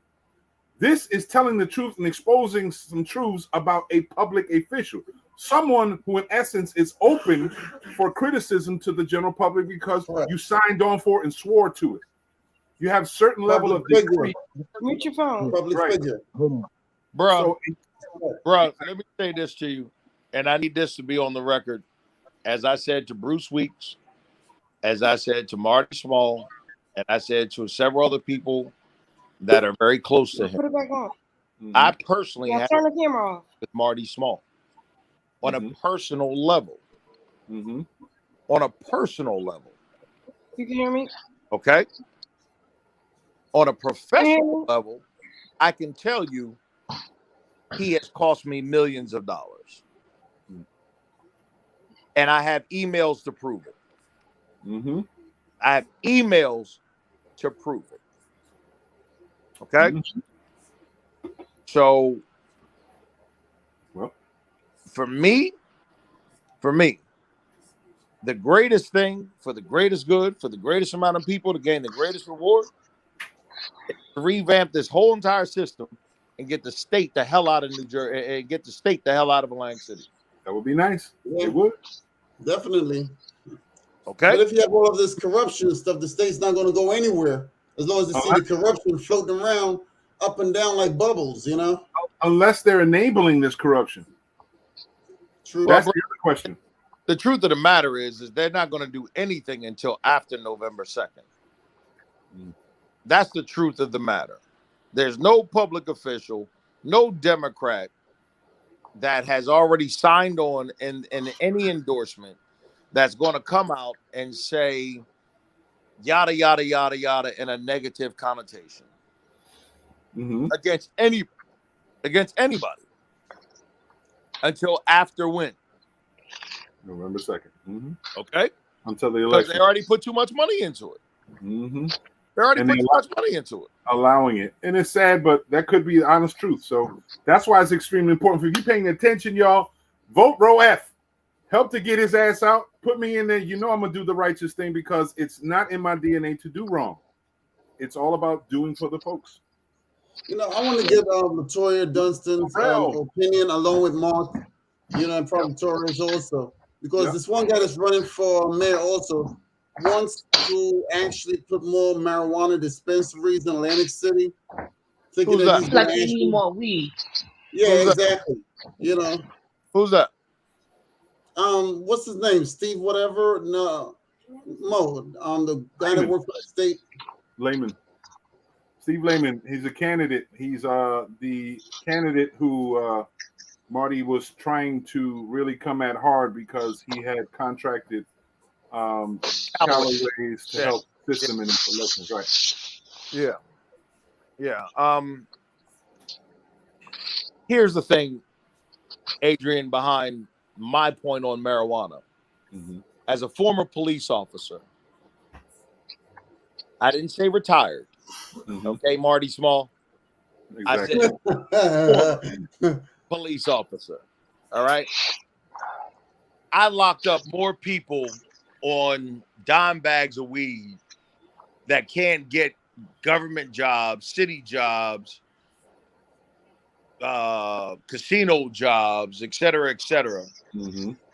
And now the government wants to legalize marijuana, and they have. So for me, as I watched the debate, the gubernatorial debate the other day, okay, Murphy had an opportunity to do one thing, and that was expunge every single minimum crime. Yeah. Okay? On a swipe of a pen, bro. Yep. Okay? And he said, oh, well, what are we going to do with all of these people out of jail? What do you mean all of these people? That's my number one. All of these people. What? The same white folks? The same Hispanic folks? The same black folks? The same doctors? The same lawyers? The same nurses that are going to the medical marijuana dispensary places and now legally purchasing marijuana? For the same people that have been using the same marijuana for medicinal purposes, that still can't get a valuable job, still can't get valuable medical benefits, still have a record that they need to get expunged. Governor Murphy, with all due respect, could have done that with a swipe of a pen. Executive order, right? The swipe of a pen. Okay? And that would have freed a whole lot of us of color. For opportunities that are not afforded to us because of a criminal history background. But if I'm not mistaken, correct me if I'm wrong, Latoya, at least 25% of the employees in the Atlantic City workforce has a criminal background. Oh, I don't know if that number is available to everyone. Oh, well, y'all need to go do some research. It's potentially there, but I don't know if that would go do some research. Oh, in essence, yeah. Here's the other shell of it. Here's the other shell of it. They're talking about proposing more avenues for people to get involved in marijuana. The bottom line truth is, unless you're a billionaire who buys yourself into a way of distributorship, you're not going to get part of the big cake. Everyone's thinking about the millions that you made in Colorado and so forth. Mo, that's not true. That's not true. I'm currently under contract for the state of Pennsylvania and the state of Delaware to build, retrofit, and help manufacture hemp and marijuana in the state of Pennsylvania and Delaware, and in New Jersey. To build and retrofit a facility. And help manufacture as a partner. Okay. Okay. So I'm on the books in 3 different states with regards to marijuana and hemp. New Jersey is lacking and slacking behind its minority approval.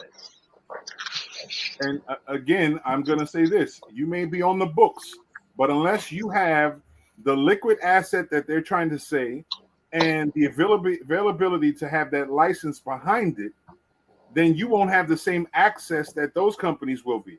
You're on their books because, one, you have to be as a minority business. That's right. And you're absolutely correct. They have to give you that so it won't look like it's set up in a specific way but in the background, the mechanisms are already put in place that's not going to give you the same opportunities. It's just on the books. It looks like you do get the opportunities. I pray that you do, because if that affords it, I know that funds can come around and bless many people all the way around. But knowing how the city, the whole system is, unless you're super wealthy and connected with the in crew, then you won't get the same opportunities because it has to be decided on. This is where the state government gets involved. They decide who gets it. Then they're their friends and hookups.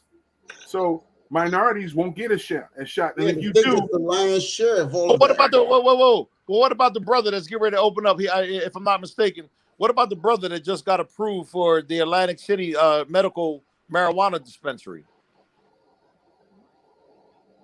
There's no approval by the brother. We know the situation where someone had proposed it, but as far as an approval is concerned, I don't know of any other approval, because right now there is not even a facility being enabled to be built on the boardwalk. So now the question is where to build, and there's limitations to all that stuff. I know somebody came in who apparently was of African descent or African American business owner who came in utilizing the same prospects and was given an opportunity at least to be on the table, but ain't nothing being built. They sound to me that they're gonna squeeze him out. Man, listen, 2 guys is the perfect opportunity. Yeah, relocate the Atlantic City Police Department tow lot and all that kind of stuff. Relocate that, because if the bridge cuts down, then there's no access into Atlantic City. It was the dumbest move that they ever could have made from the beginning of history. Well, given a facility like that, it should be a hydroponic type of thing inside of a warehouse someplace. Yeah, so you built it at 2 guys. You got 2 liquor stores. You got a boatyard on the opposite end of the street. You have a ton of space right there that you can build that whole entire facility. Will not encumber upon anybody's presence in the city of Atlantic City. That's what you call logic. When you talk about logic, we're talking about greed. There's going to be somebody in the way. And because it's on the outskirts of Atlantic City, there's going to be someone else from the EDC, Development Corporation, to get involved. There's going to be from the South Jersey Economic Development Corporation. But they're all run by the state, Mo. Exactly. The same things that people are going to try to get you out. So they're going to dip and dive. You gave you a chance to get in. Then they're going to tax you from every angle they possibly can to make you basically squeeze you out because you won't be able to afford it. Well, they give ShopRite $18 million with a $1 a year tax break. How long is that contract for? Forever? No, I don't think it can be perpetual, but that's a question. It's for at least our lifetime. I pray that it's not, because it's not supposed to be perpetual. One of the discussions that we had in the past was being able to have some perpetual agreements like that is actually works against all kinds of logic, all kinds of accounting. It's unethical to give someone a tax break perpetually forever. Okay, MGM was built on that same perpetuation, and MGM is still operating under that same law. It was a provision. It was a provision. MGM Borgata had built on it with Boyd Gaming, and it was $2 for the property. Right. They had to give $2 million to create a program that I was actually part of. I worked that program. Okay, so with the taxes? Their taxes actually were retrofitted actually in the past. So they've started paying taxes, if I'm not mistaken, a good 10 years ago. It's just with the evaluation process, they ended up getting a hookup where they're not paying taxes, but they were paying taxes on the book. They're supposed to. Right, but engagements were allowed. That's my point again. It's another level of a way of hookup. That's a my backdoor point deal. again. I mean, I own 14 properties in the city of Atlantic City, bro. Mm-hmm. Every single one of my properties I'm being taxed on. Mm-hmm. Every single one. Right. All of them went up. Even in spite of this bogus tax break. Mm-hmm. I'm still paying more than what I was paying. But yet these multi-billion-dollar facilities ain't paying a dime. They're not paying at least 10% of what their portion of value is worth.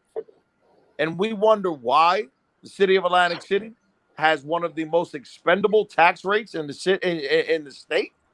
We're the only municipality that's ever faced this type of issue, even with gaming, where the casino industry gets a choice between paying bricks and mortar and or the lesser of the two when it comes between bricks and mortar and gains, financial gains on the situation. So if they make profits, they can determine which one they want to pay bricks and mortar or the profits, whichever is the least.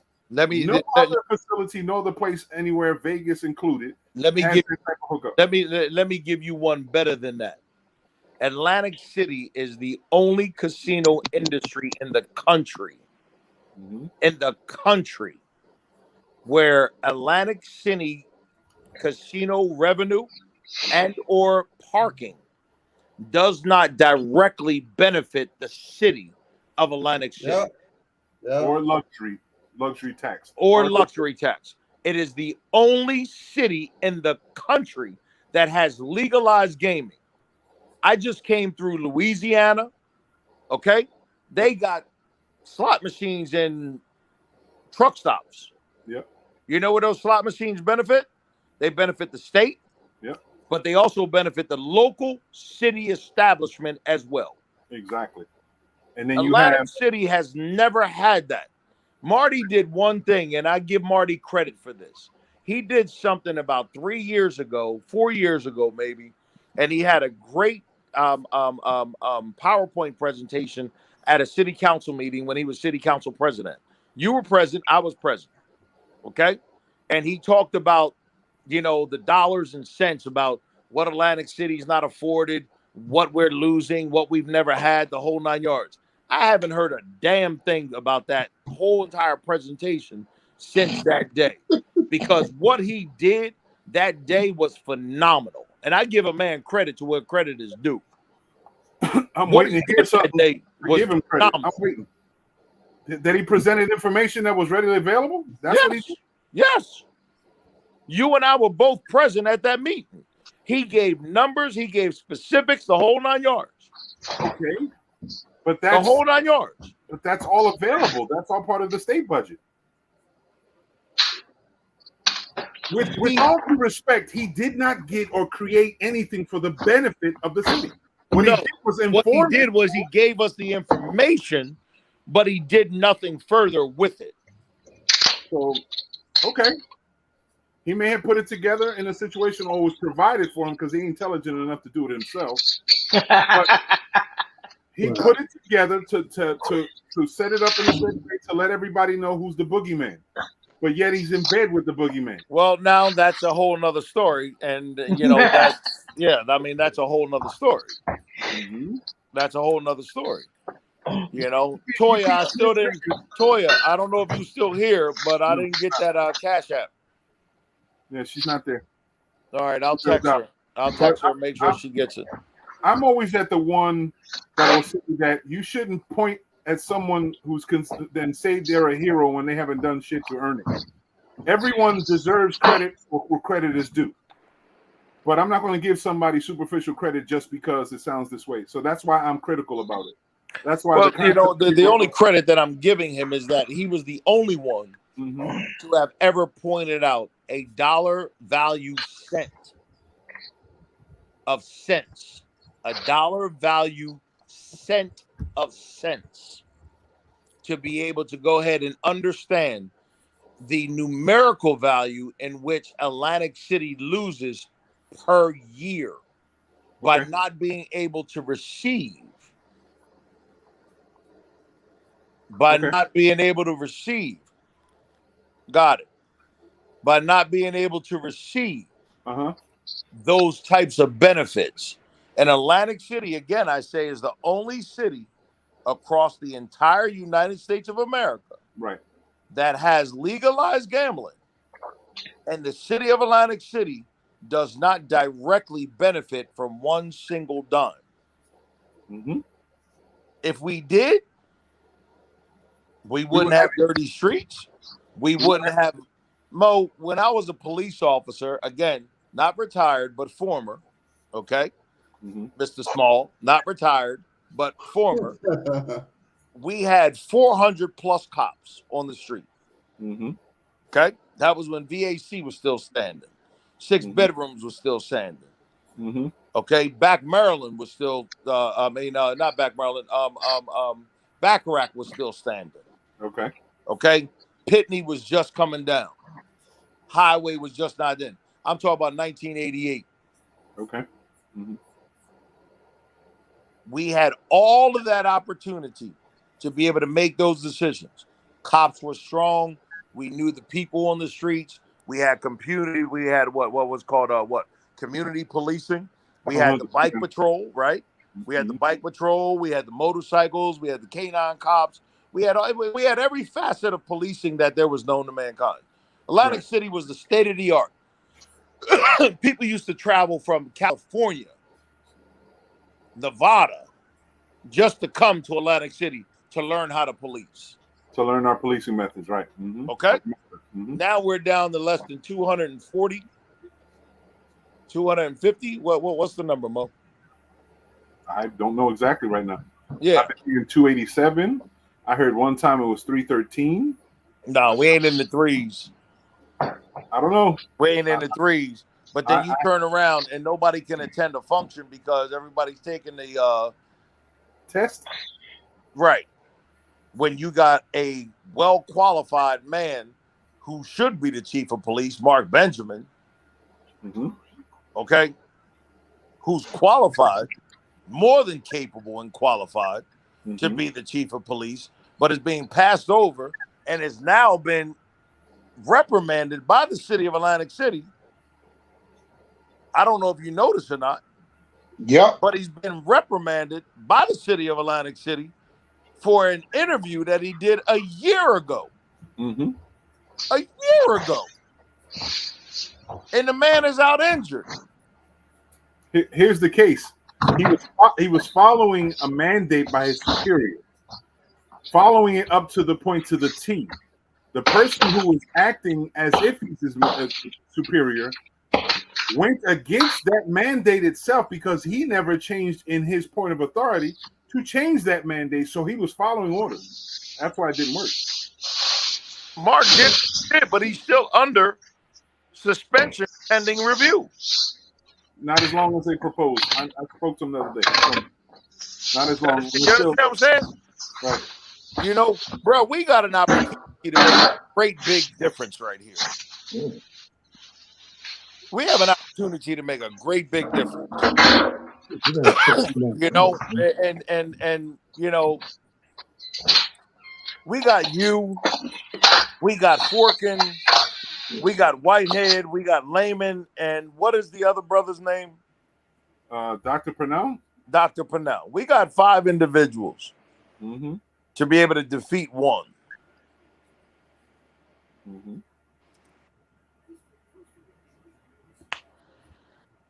That's all I can say, man. Well, you have the ability to change the narratives, guys. I'm looking at 3 guys up here that's running for office. You know, you have the ability. You have the capability of changing things, changing the future of this city and this town. Well, I'm not running for office until 2022, so you know, my support is completely, you know, behind the 2021 candidates. You right around the corner. Yeah, I'm right around. You know what, bro? You start building now. This is where you start building. Now. This is where you start building. Yeah, but you know what, Torres? This is what I said to somebody, and I think it was Jimmy Whitehead specifically today on my Facebook page.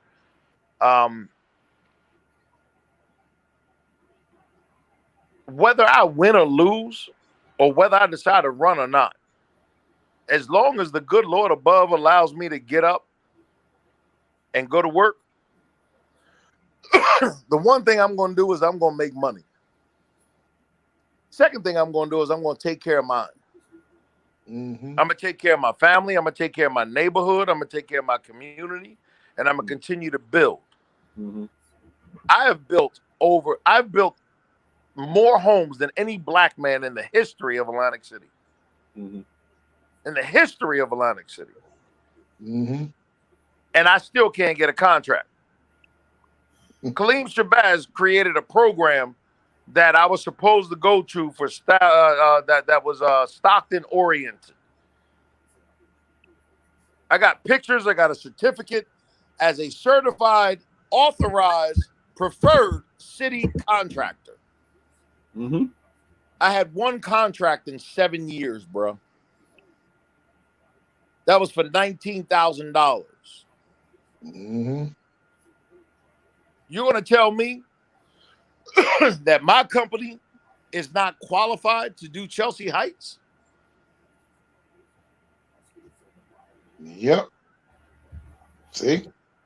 And I put in Chelsea Heights programs. I got emails going back 19, 20 months with the Chelsea Heights people, with the Atlantic City Housing Authority, that gave them my numbers. They told me my numbers were far-fetched. No, I put in a bid for $19 million. The actual project is worth $21 million. So I said, I don't want it. You ain't got to give me the whole project. I met with several local minority contractors. I said, all y'all need to do is just stand behind me, let me get this contract, and I will hire every single one of y'all as a subcontractor and negotiate how to teach y'all to do the paperwork, to do, all the necessary things that are required in order to be able to fulfill your contract. Well, they hired a company out of Philadelphia. Am I right, Mo? Yes, it is. Okay. Have I gotten a phone call? No. Mo, did I send you did I send you, Latoya, Jeffrey Fauntleroy, and several other people that email where I submitted my bid? Okay. Because I wanted my paperwork to be transparent, because this is not about me. This is not about Levi Construction. I'm going to build people, places, and things regardless. This is about Kayshawn, Nat. Okay? This is about E-Dub.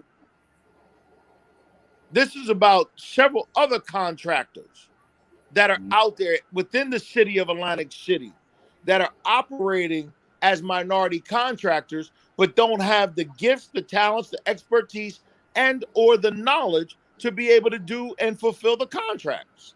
Okay. Wow. So what do? I bring them under me, Torres. Right. Okay? Right. I give them the tutelage, just like somebody gave me. Right. Okay? And then in return, what do? They can now go ahead and bid on their own. Right. They now become self-sufficient. But if we're not given that opportunity, what the hell are we continue to supposedly do? Yeah, Keep because building. I know when they did the Casino Control Act, a certain amount of the percentage of business 30%, bro. 30%. Right. Every contract over $10 million supposed to be locally allocated. 30% is supposed to be locally allocated to minority and small businesses. Right. But it don't happen. But if we're not... Huh? Who's that? Somebody just cut out. No, it was. I'm refreshing the page on Facebook on one side. That's what y'all hearing. Okay. Feedback. So, so it's 30% of every project over $10 million. Okay. Now, every project over $10 million is supposed to be afforded to a local minority business contractor. Yep. Okay. I'm not even on the email list. I haven't been on the email list since Marty got into office. Wow. Politics and games. That's what I complained about the other day. Mo, you know that's my word, politics. Okay? You know that's my word. And again, this is not about my business, y'all. I just traveled from Louisiana. I got a contract with FEMA. Mm-hmm. I can travel the whole United States. Uh-huh. This is not about me making money because I'm going to make that. This is about what I can do to help build our self-sufficient Black men, Black women, Asian men, Asian women, Hispanic men, Indian, Pakistani, and all the other ones that are out there doing business and can't afford the opportunity to go ahead and do these contracts. They can't get bonded. They don't know the paperwork, the whole 9 yards. My company does. So you give me a $3 million contract out of an $18 million contract. We turn around, we split that up. We hire 4 or 5 other companies to come in. Right. We teach them the trade. We teach them the paperwork. We teach them the understanding of how to do the business. And then guess what? Now they can go out and they can go ahead and bid on it. Now, didn't the CRDA just bring in this African American guy or something? What African American guy? You talking about who? Jimmy Whitehead? No. The CRDA. No. CRDA has a brand new. He's the president of the advisory board. Oh, that black guy. Yeah, he's the president of the. So he ain't got no vote. Oh. He's as Mo just said, he's the president of the advisory board. He doesn't actually sit on the board of CREDA. If I recall correctly, his last name is Alston. Right, but he doesn't have a vote. Oh, okay. Just on the board. He doesn't have a vote. Right. He's just a token on the board. He doesn't have a vote. He doesn't have it. We talk about all the dilemmas that we're facing local, but again, it's those own situations.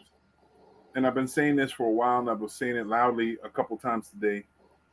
Earlier on, I had a fundraiser rally, and in speaking there, I said, we have to stop turning our cheek.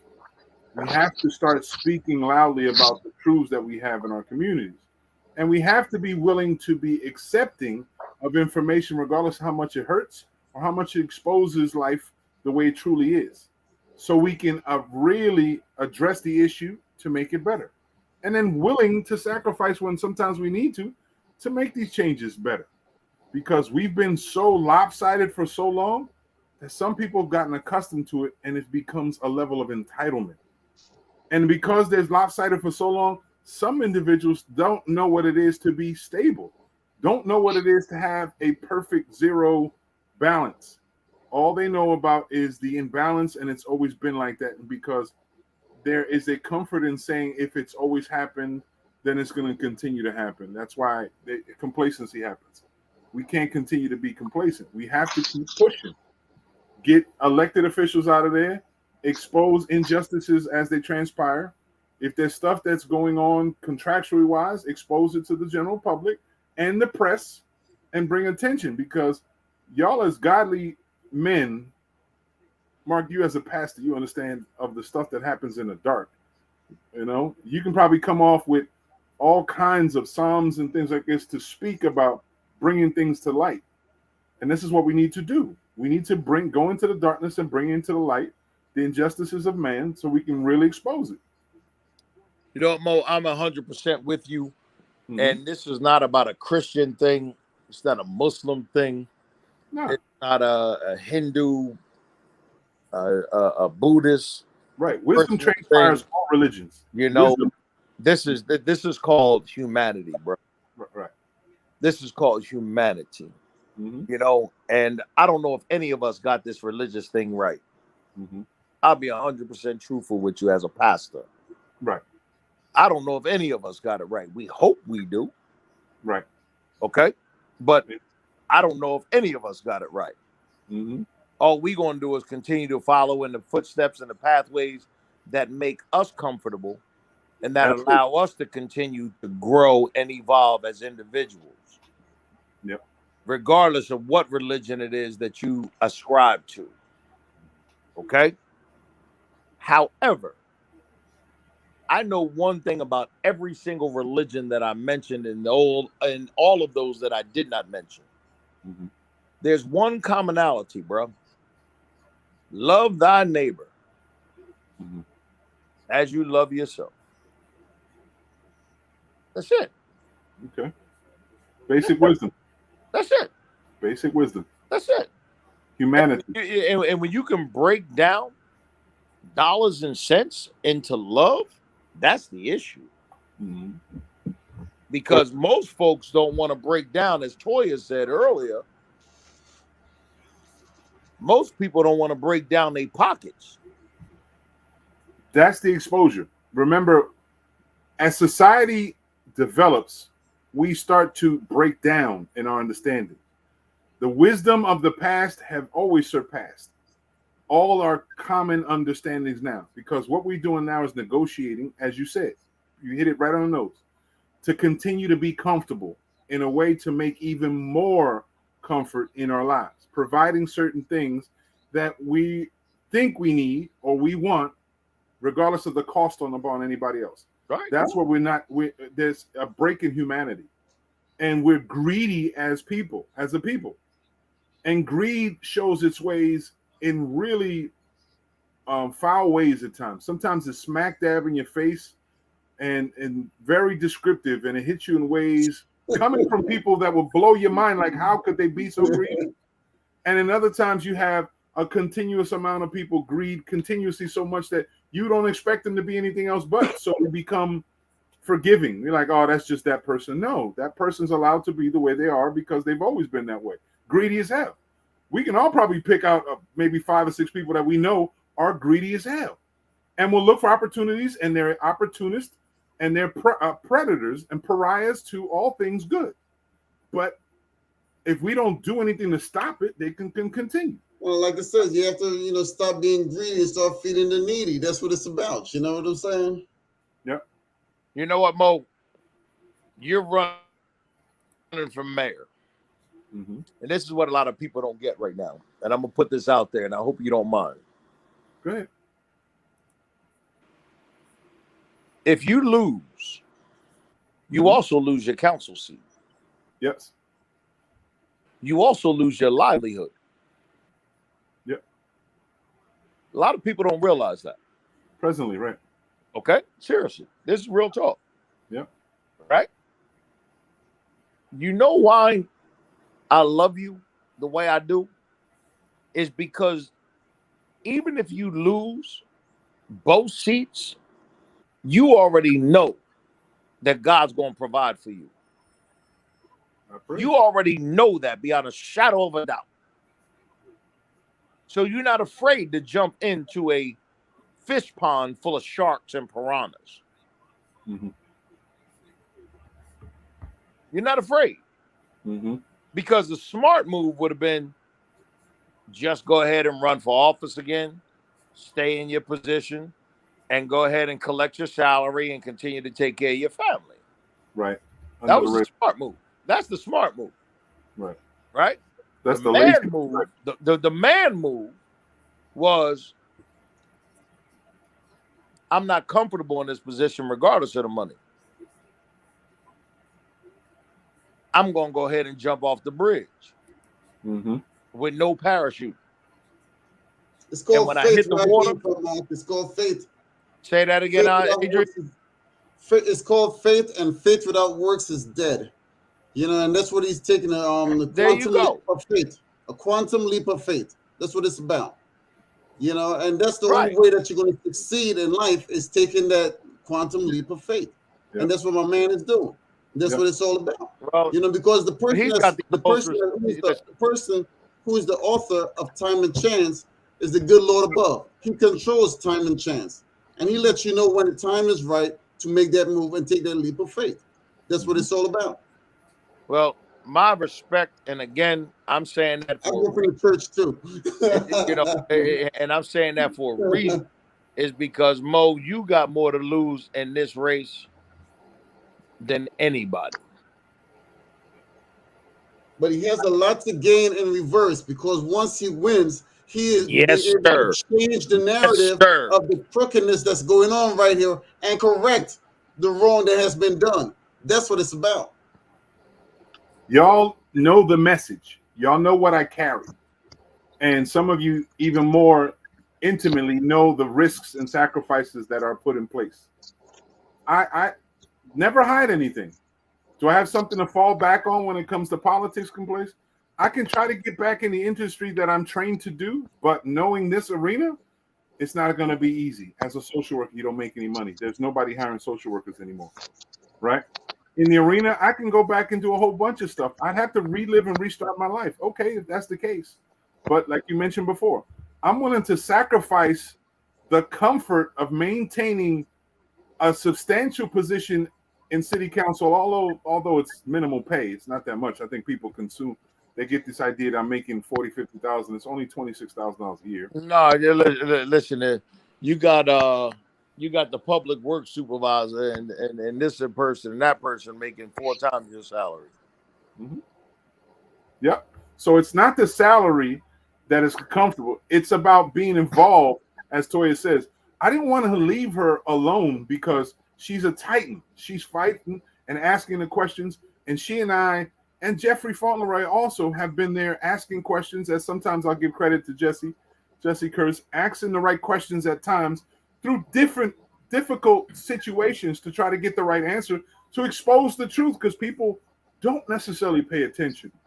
People love to feel comfortable in writing what they think is valid enough or comfortable enough to be loyal to, because they know a person, they know their family, they saw how they rode, and they feel comfortable because there's nothing for them to lose if they were to step aside from being loyal. There's nothing for them to lose. So all of us have been fighting the good fight. Me stepping up to be mayor now, many times before, people have asked, when are you going to do? You're going to do now? You're going to do now? And they tell me all the time, this would have been such a good time, such a good time. And each time was a time of empathy, empathizing with the general public about what is the best time. How can I run at the time where everyone is going through all kinds of hardship? That was the big problem that I kept thinking about with Frank. How can he run when there was so much uncertainty go on, but he ran? And because he asked me and he jumped ahead and secured everything in line for himself, that there was no way I could step up. So I basically supported him, because in essence, putting him in office helped us also because we were in line together. Okay, so that was the logic at that time.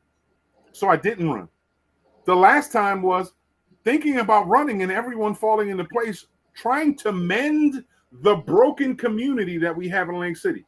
And people thought in their mind, putting this guy in office will mend the community and they'll come together and we can be powerful, despite being shown that this guy is not to be trusted, that this guy doesn't have any kind of honor to him, that he's always going to be subservient to the people that he feels he needs to, and it's never the city or the people, the players, the vetted interests that should be had in here. They still did it. And they've been proven to be the wrong decision. And we're looking at it. Someone had the audacity today, says the reason I'm loyal to the person is because I helped them to be loyal. I was loyal to them for 4 elections. So 4 times you got it wrong. So why the hell will you be riding to it now? 4 times wasn't me. I told them I didn't run for election for mayor. Each time I ran, I got the most votes out of all candidates in all levels other than the governor's office. I have more than the mayors. I have more than the council. I have more than everybody else. And did I do it in any other way? No. I didn't put out a secret hit team to get absentee ballots. I didn't. I didn't put a hit team to knock on doors. It was me knocking on doors with my wife and my son. It was me with all these elephants. I tried to tell people, I said, in this point in time, no one in this position has ever done more for the community, in the community, and with the community. No one matches me yet. Because not over the years that you've served, no. For the duration of time, for the 12 years, the body of work hasn't been matched. That's right, like the legendary of Michael Jordan versus LeBron. If you look at the legendary versus the person in action, he still got work to do. Or they still got work to do. But match mine, you ain't there yet. Because I never did it for political reasons. It was always personal. My brother Torres had highlighted something that we did together, and that was a personal thing for us because we didn't see the need for homeless people to go hungry, which was the Code Blue. That was the Cup of Hope program at Code Blue. We went out on our own when it went to Code Blue, and temperatures that was south of zero, making all kinds of bowls of soup, ourselves put it together and going out and distributing to the homeless out in the streets, not in front of cameras, not in front of this and that. It was 3 and 4 of us at a time, maybe 5 at one point in time, giving out quality soup to everybody to make sure they had not only warm food to eat, but we had socks, we had gloves, we had coats, and what we had was fellowship, asking how they were, trying to find out how they were, if there's something else we can help them with, because that's the type of people we are. I don't know a more, you know, Mo, with all due respect, I don't know a more selfless person on this call, on this Zoom, or even in my life than Torres Mayfield. There we go. Yeah, the guy gets a lot of props from left to right. He gets a lot of props before his heartbeat drops. That's for sure. I'm serious, man. Y'all need to hear me. Yeah. I don't know a more selfless person on this call, on this Zoom, or anybody in my life that I know. In my life that I know. And I'm talking about my mother, my father, my children, pastors, preachers, prophets, evangelists, ministers, whatever. I don't know a more selfless person than Torres Mayfield. Yep. And that's one of the reasons why we gave him the Hometown Heroes Award, because he never asked for anything in return. He always did things. He gave his coat a few times to people who needed a coat off his own back, and he didn't have a coat on his own. So I know the caliber of man, and I celebrate him also as always. But it's always, they say, birds of a feather flock together. That's been my man by my side from the very, very beginning, if not the impetus to put me in position. So he was also somewhat my mentor to ensure by giving me ideas that we need to do. How many times we just had ideas and like within days we just doing it? Because it was not about politics. It was about using the opportunity of politics to do what we needed to do for the people. And we did it. Brought people to the table that wouldn't normally come together. Brought communities together that would never really put any kind of adhesiveness together. But we gave them a reason to do things to the degree they've never seen before. But these parasites and pariahs that took that template, rewrote it, and made it their own per se, and then come out and try to deliver it to the general public as if they doing it. I'm sorry, son. Right. All the pictures and videos and all the press releases will tell you different. All you're doing is following the leader. God bless you for following the leader, but get the shit right, because you're trying to gain the political gain, and God don't like ugly. Well, let me say, hey, Torres. I just want to say, hey, Torres. I appreciate that. But that comes from the Heavenly Father above. Amen. And I just want to say, I learned from my mom growing up, watching her do everything. She never turned anybody away. And if anybody that knew my mom, she had a heart for everybody. And she always said, it's not how much you give, it's the love you put into giving, make a difference each and every day, no matter how big or how small. And I always keep that to my heart. That's right. So, like I said, I appreciate everything, but I share this among y'all and everybody else that's out there to help those who are less fortunate, that don't know what's going on, where they getting their next meal come from, where they're going to find another job or anything that's going on. See, when, it comes down to me talking, like I said, I can talk and I can call them out, but I try to humble myself in the things that I do, because I don't want to feed the enemy, as I say, and feed them on their plate of all the good works that we do. In Matthew, it says, let your work shine among men so that they will see. And that's what I try to do each and every day out there, and bring people together. That's, what I do, without no title, no nothing or anything, because, when it comes time for me to go, long as he says, well done, I'm good. There we go. Torres, you're going to be one heck of a leader. You're going to be one heck of a leader. Yep. And my prayer, my declaration, my decree is that we get you into the Atlantic City Board of Education. Board of Education candidate November 2nd.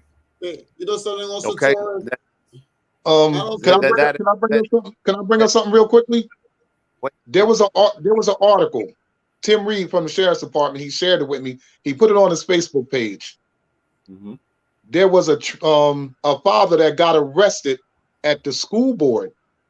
I forgot what state, but he got arrested because of the fact that a transgender male in a dress went into the girls' bathroom, assaulted and molested and raped his daughter. Wow. And the father got arrested. In the school board, they tried to cover it up. So I bring that out to say it's very important, for people to step up, hold accountability, and be responsible, because all children are our children. If it happens to one, it happens to all. Mm-hmm. And like I said, Mo, you was there. When I did the Missing and Exploited Educational Awareness Human Trafficking Program with the kids, identity, and that is to my heart. Right. When it comes to the kids, don't mess with the kids. That's right. Well, bro, I'm getting emotional right now, but do not mess with the kids. Exactly. Torres, I'm gonna finish my statement. I apologize. and I'm gonna leave it at this. If I decide to run in 2022 and win, mm-hmm, it would be an honor for you to be able to walk with me through the entire process. That's no problem, bro. Getting not just elected, but fulfilling my seat when I leave. I told Thelma Witherspoon that there's not a harder working person in this world that I know that would better serve Atlantic County than Thelma Witherspoon. And you match her. You match that energy. You match that acumen. You yourself would be the best person, not me, but I'm going to take the seat when I'm done. When I'm done. And it could be 4 years, bro. Mm-hmm. Because I don't plan on staying that long. It's just a matter of just making a change. That's it. Okay? But as District 1, Atlantic County Commissioner for the city of Atlantic City, the city of Pleasantville, and West Atlantic City, bro, there's nobody better served, in my personal opinion, than you. I appreciate that. Yeah. Like I said, we all here to help each other. And like Martin Luther King said, if we can help somebody along, my life will not be in vain. And that's what we try to do each and every day, to try to help somebody, no matter how big or small. That's right. Laurel, what you say about it? That you've been sitting there humbly, nice and quiet. Oh, she's been quiet, eating chicken, drinking drinks, all kind of stuff. That's the pizza. It was pizza. Lost for words. Mama said, "You ain't got nothing nice to say. You don't say nothing at all." I'm not in for the politics. I'm not in for the arguing back and forth. I just want what's best for the community I now live in. Right. I'm not originally from Atlantic City, but I live here now. So all the back and forth and the bickering and everything that's going on is not leadership that I want my son to have to grow up in. Mm-hmm. He's a junior in Atlantic City High School. You know what I mean? It's like what's going on now, when it's time for him to be 18, it's time for him to vote. I want him to be able to say, "Oh, that's a candidate I need in my life. That's a candidate I need to vote for. He's gonna give us as a people what we need." In his 6 years, I ain't seen it yet. Sis, I don't know if it's a he or she.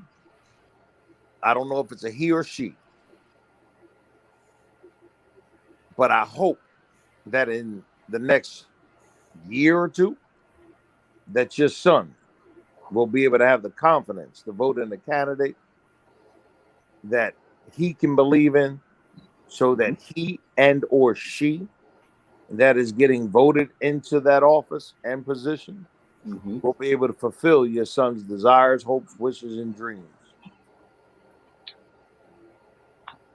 Oh, thank you. I appreciate that. Yeah. We are looking at politics in different ways in different positions. Politics. Politics. That's my word, Mo.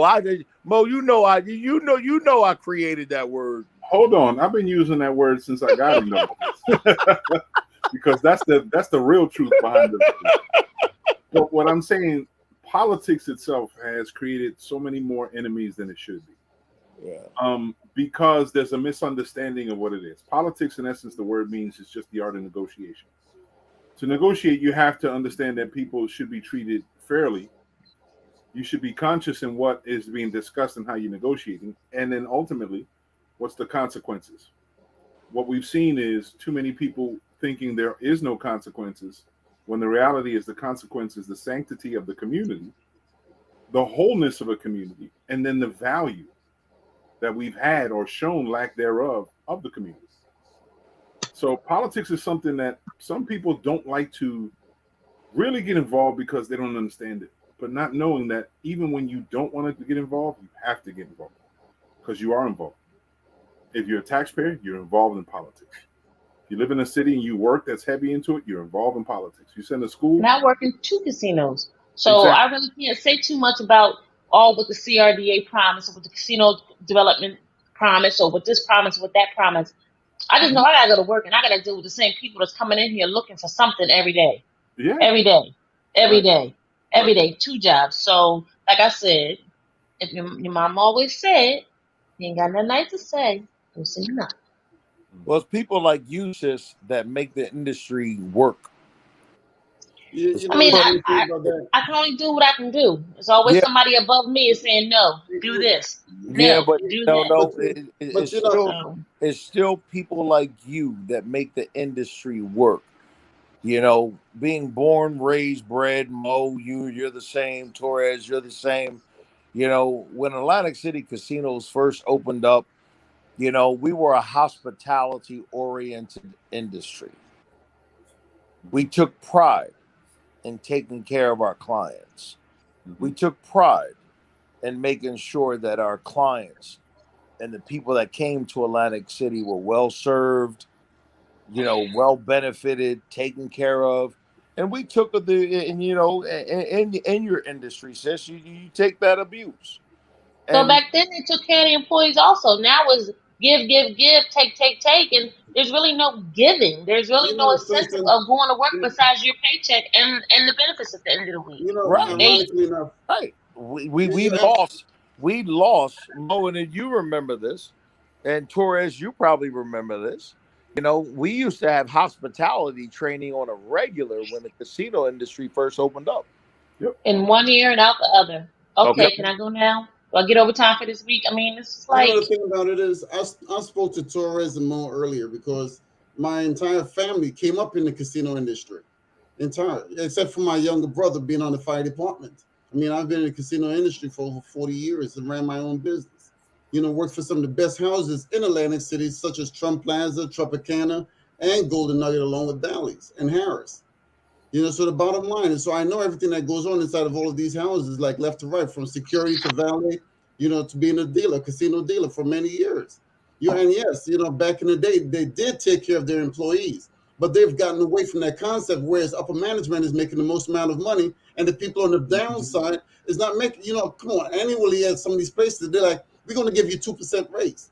You're already making nothing and you're paying them next to nothing already, but they're going to give you 2% raise on nothing.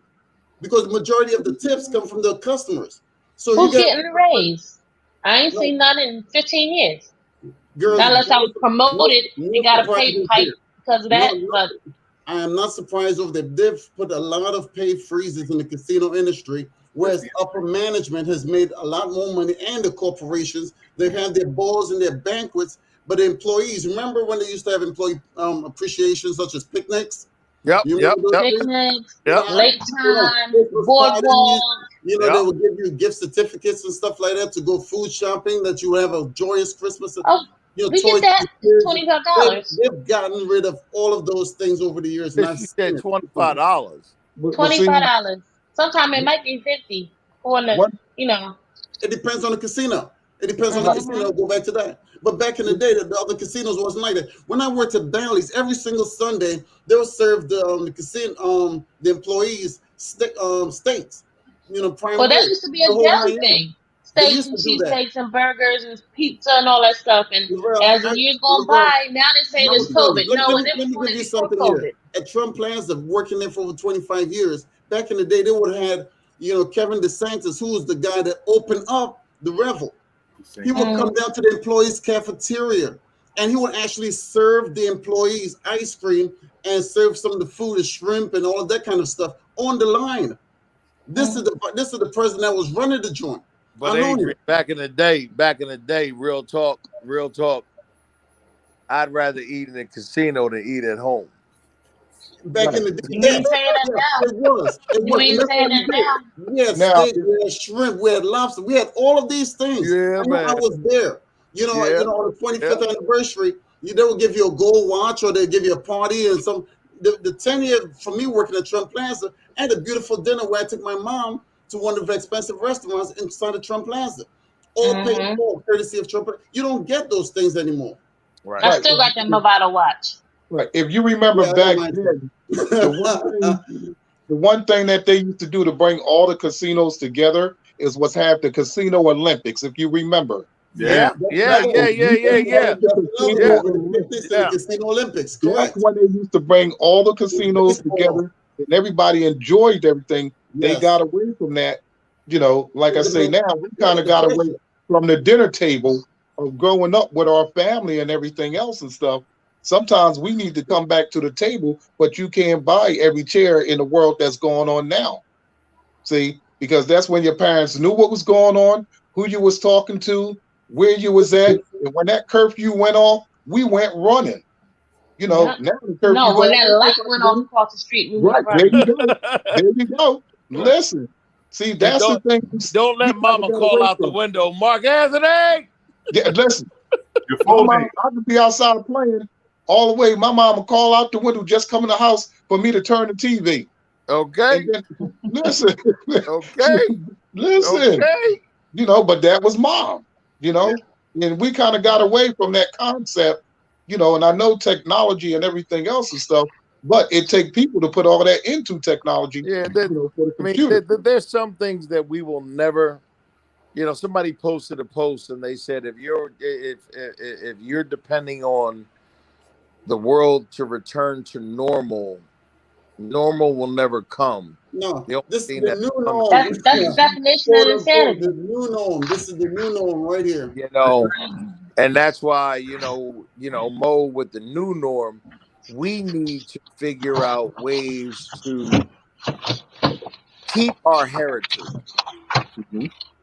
You know, as well as still respect the technological advancements that have been afforded to us. One of the things in my household is that when it's dinner time, there's no phones allowed. That's a good thing. Yep. There's no phones allowed. Period. Right. The no phones zone.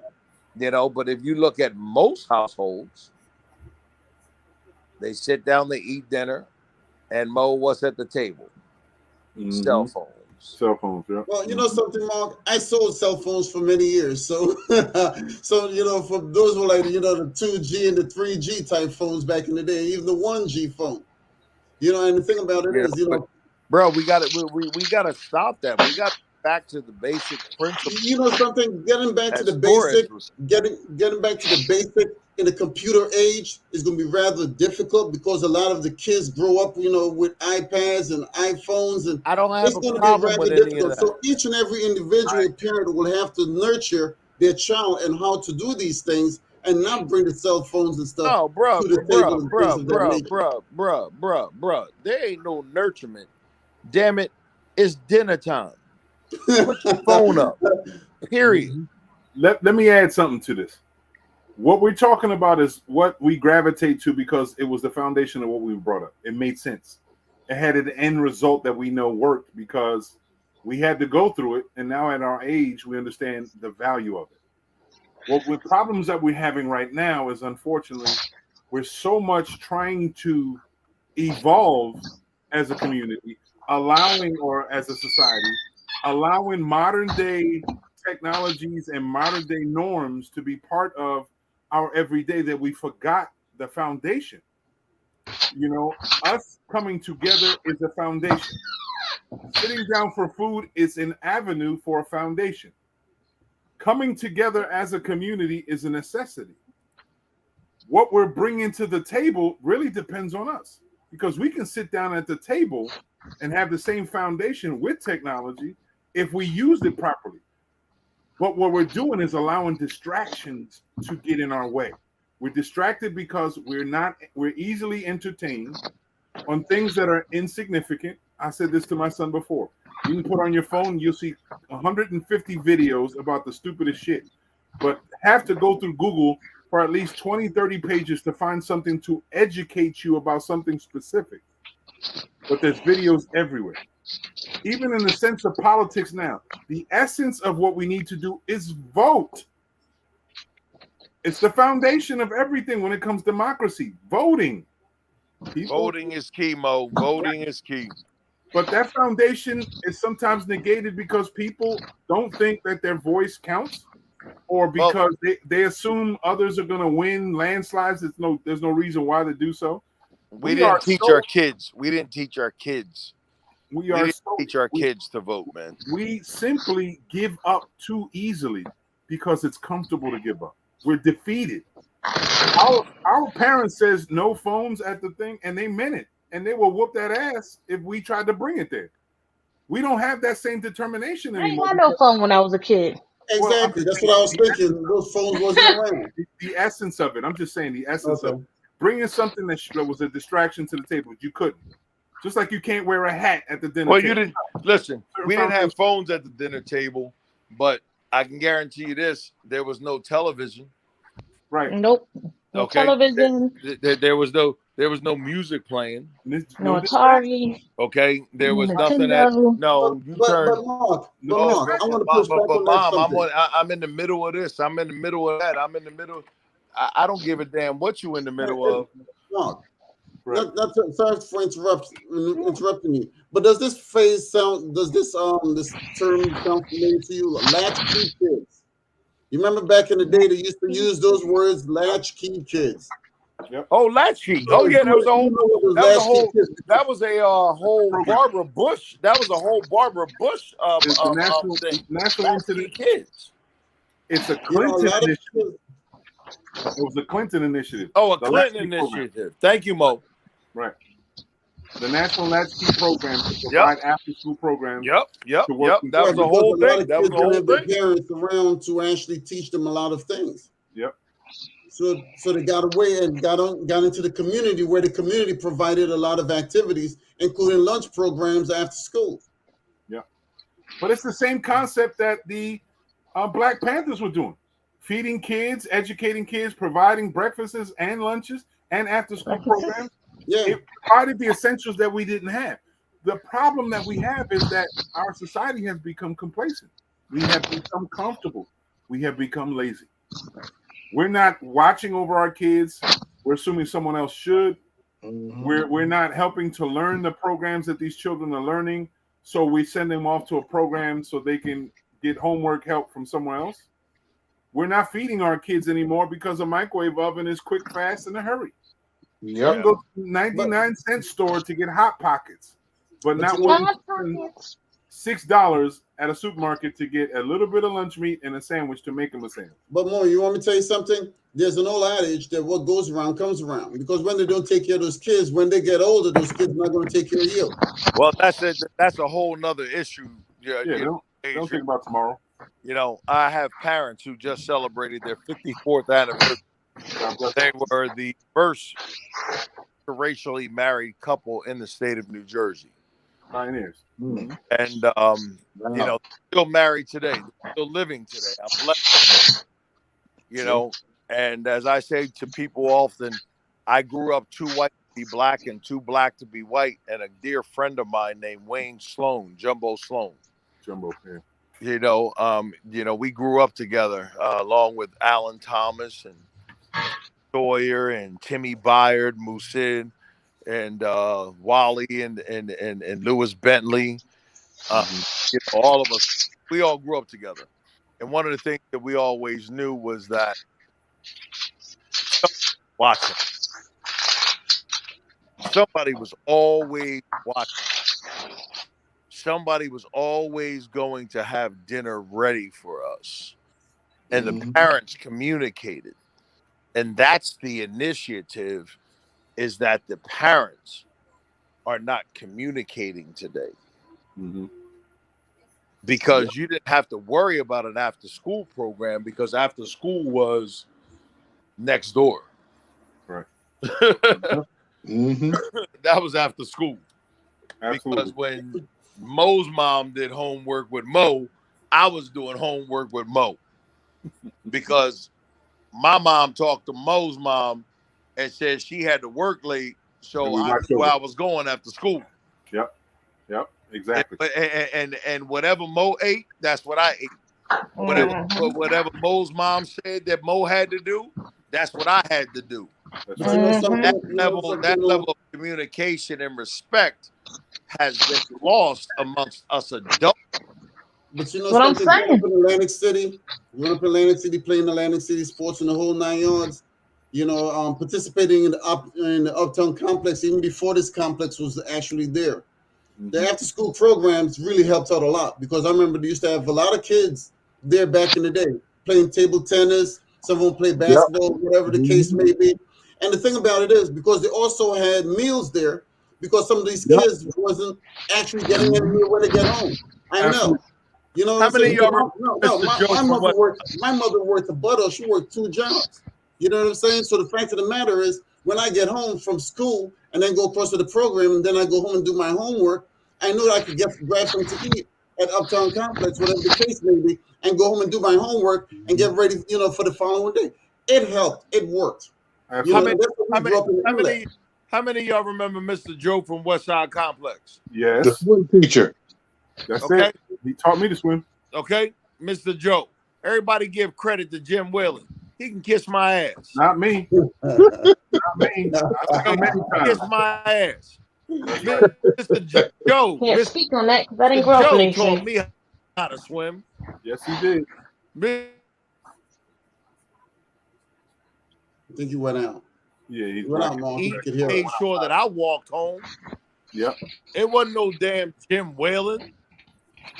Mr. Joe's the only man that I remember. All this damn credit. Mr. Joe's the only man that I remember would say your first and last name continuously, everyone, because he knew you that way. Every time. Every day, all day. Yeah. Okay. That's why I made sure when we had Hometown Heroes that made sure we gave him his props, gave him his flowers while he was still with us. And that's the thing about it, because now today you see 3 of you guys up here giving back to the community. Based on somebody that gave to you back then. So you take the baton and you pass it on. And that's what we have to do. Mr. Joe on the north side was the truth. Yes, he was. Because when West Side opened up, it was the only pool in South Jersey. Yeah. In South Jersey. I used to swim over there many, many times too. Yeah. Okay, it was the only pool in South Jersey. And then they came up with Uptown Complex when they built the complex, which is standing there today from the old one. Right across the street was Shabazz, where they used to sell the bean pie. We all know about that old stuff. Oh, don't go there now. Yo, I grew up in the Inlet, man. I could tell you a lot of stuff that went on back up in there. You was hanging up there at Garwood Mills. Stop playing, man. Man, Garwood Mills is where I got my school clothes from. He was across the street from Brown Derby. He was across the street. Okay, Garwood Mills is where I got my school clothes from. Don't play with me. There you go. That's a lot of us did. A lot of us did. Don't play with me. Don't play with me, please. Man, you could walk all the way up there, boy. Listen. Okay. And Captain Starnes, that's where we visited for Easter. We just couldn't afford to eat there. You went there for Easter. My family had to work there to get our stuff. Okay, no, I said we visited. We couldn't eat there. We visited. Let me tell you, this how four things were. Captain Starnes was the only type of aquarium that I knew. Because remember the fish tank on the outside? Yes, sir. Yes, sir. Only aquarium I knew. I couldn't go nowhere else. It was the only aquarium. Yep. There used to be a store over where the high school is. Remember over there? Josh's. Josh's. Right. You talking about Josh's? Yeah. No, I'm trying to think. I think it was out there on Albany Avenue where the new high school is. Was it a store out there or something before? Two Guys. Oh, you're talking about the store right across the street from the high school? No, not Josh. This was, I think it was a little way out. I think it was Two Guys. Two Guys. Yeah, Two Guys was out there. Oh, yeah, Two Guys. That's where the place police we were talking about earlier that they should move the Atlantic City Police Department from and build that marijuana farm. Yeah. Because I remember what was it, the A&P that burned down up on Atlantic Avenue where they got Pat Steaks at? Yeah, I know. Yeah, that was, and they used to have a White Castle up there on the corner. But there was an Acme on Tennessee Avenue and the Boulevard. It was an A&P. Correct. Yes, there was. Okay? Yes, there were. Yeah, because I grew up right there, Townhouse Terrace, Hall. Exactly. Yep. All right, we had grocery stores in Atlantic City, y'all. We had a lot. Thriftway. It was a Safeway, Thriftway, A&P, something. Yep. Right. Virginia and Atlantic Avenue. But another one also on Atlantic Avenue. They used to have J.J. Newberry's, and they used to have Woolworths on the boardwalk. Well, you also had Woolworths over there. 5 and Dime. You already had Woolworths and the 5 and Dime. We had John Gordon down the street. You had Lit Brothers right there. Yeah. You know, that's when Mo used to go up on the ladder at Santa Claus and everything else and stuff and talk to the I would go to Lit Brothers to find me the proper suit. Oh my God! They would measure you out and get the whole 9 thing. Yeah, I remember. Yeah. But you do, hey, Torres, maybe you might remember this place, Gordon's Alley, where these I was going to say that. Yeah, Miller. Hey, Adrian. Spot. That's when they had high-end clothing. I remember. Hey, Adrian. I remember Gordon's Alley. Don't go nowhere near Snake Alley now. Stop playing, man. Oh, Snake Alley, Kentucky. Wait. The Acapulco Motel my father owned. Oh, watch out. Woo! Okay. The Acapulco Motel, the Richfield Boscobel, and the Miami Hotel. They were the 3 hotels right there along the back of Snake Alley. Don't play with me, man. Oh, man. All kinds of crazy stuff. We used to watch. I told my son about Snake Alley. I said there was always one house with a piano. It never seemed like anybody played that damn piano, but it was sitting there for eons. Yes, sir. Yes, sir. Yes, sir. Remember the hotel that used to be across from 6 bedrooms on Adriatic, where Washington Square was? Lincoln Place. Yep. The Lincoln Hotel. Yep. Yeah, yep, right up there in this. Yep. It was called the Lincoln Hotel. Yep. Wow. Yep. Right there in the cut, right next to right across the street from now, where is the what's that? The laundry place where they do all the casino laundry. AC Linen and Laundry. AC Linen. Yeah, that's it. Okay. Before they moved to Massachusetts Avenue. Okay. Now the one I'm talking about Massachusetts Avenue, because before then they was right across the street from 6 bedrooms. Yeah, okay, that's it. That's it. Right across the street from 6 bedrooms. Yep. You Wow. know? Yeah. But let me ask you guys a question. Where was a good place to eat back in the day? Do you remember Delaware? Oh, Mo's Chicken. I'm not from Atlantic City, and I used to come down here early to go to Mo's. Mo's Chicken. That's so. It would give you the best rush of high blood pressure on the planet. Okay, Mo's Chicken. But I'm not from AC, and I know Mo's Chicken. Those gizzards was good up in there, boy. Hey, Torres, I'll give you another one. Prince's Bar. Yep. There we go. Fried chicken and Prince's. Yes. Prince's Bar. Yes. The one all the way in the yacht club all the way uptown. Yep. I like 14 South. 14 South was back in the day, way before any Kelsey and Kim. Yeah. Yeah. 14 South was a spot, and it was right down the street from the Taj, right from Virginia Avenue. And then you also had two other ones. You had Bill Marks. Mm-hmm. Marks. Okay, and then you also had Dick Austin's. Yep. Okay. Dick Austin's was on the corner of Maryland and Arctic. Yep. And now that's where I used to live, right in the court. Yep. What was the one that was on the corner of? No, remember the Hickory House? Oh yeah. Oh. Man, I live right up the street from the Hickory House. Yeah, They used to come to my house, Schlitz Malt Liquor Beer. Yeah. It's Swiss malt liquor. That's when the Schlitz Malt Liquor, baby. All kinds of shit used to hang over Oh, you know what? You mean the building where the housing authority is now? That's what used to be a restaurant. No. If you go right, if you go all the way to the end of New York Avenue and the You Boulevard. said Maryland and Arctic. Oh no, Maryland and Arctic was Dick Austin's. Dick Austin's, right? Here's one for you. Remember Ike's Corner? Oh yeah. Oh yeah. The green Remember it was green? All right. Hey, Mark, you used to hang around there at Throwbacks. Here you go. Linda's room. Maybe I'm just a comedian. Now, what was Throwbacks? Venice What Park? about the Wonder Garden? Linda's room. And the Wonder Garden back there. Yeah. Well, Linda, Wonder Gardens. Wonder Garden. But where was Linda's room? It's a nice club. Where was Linda's room in Timbuktu? On Kentucky, right there. Timbuktu. Okay. Linda's room, Timbuktu. Across from Wonder Bar. Linda's room was around the corner. Yeah. It was a lot. The one thing that they did is let them tear down Club Harlem. Iconic, yep. The building. That's legendary, right? It would have been beautiful for today, historical. Right. But you had the Melody Lounge too. Oh, don't forget the Melody. Yeah, the Melody Lounge, yeah. And then if you even want to go back into a more recent area, of course we always had the Blue Light. And Deja Vu. Same place. Yeah. Blue Light. You had Blue Light. You had the Deja Vu. Mm-hmm. And you had oh my goodness. What was that spot down there on Sovereign Avenue? Had upstairs and downstairs, Sovereign and I think that was on Matter of fact, it was Lassane. He was the one that was running, remember? Carlos. Yep. Carlos was running. Carlos ran that. Sovereign Avenue. Yep. It was doing jazz everyone.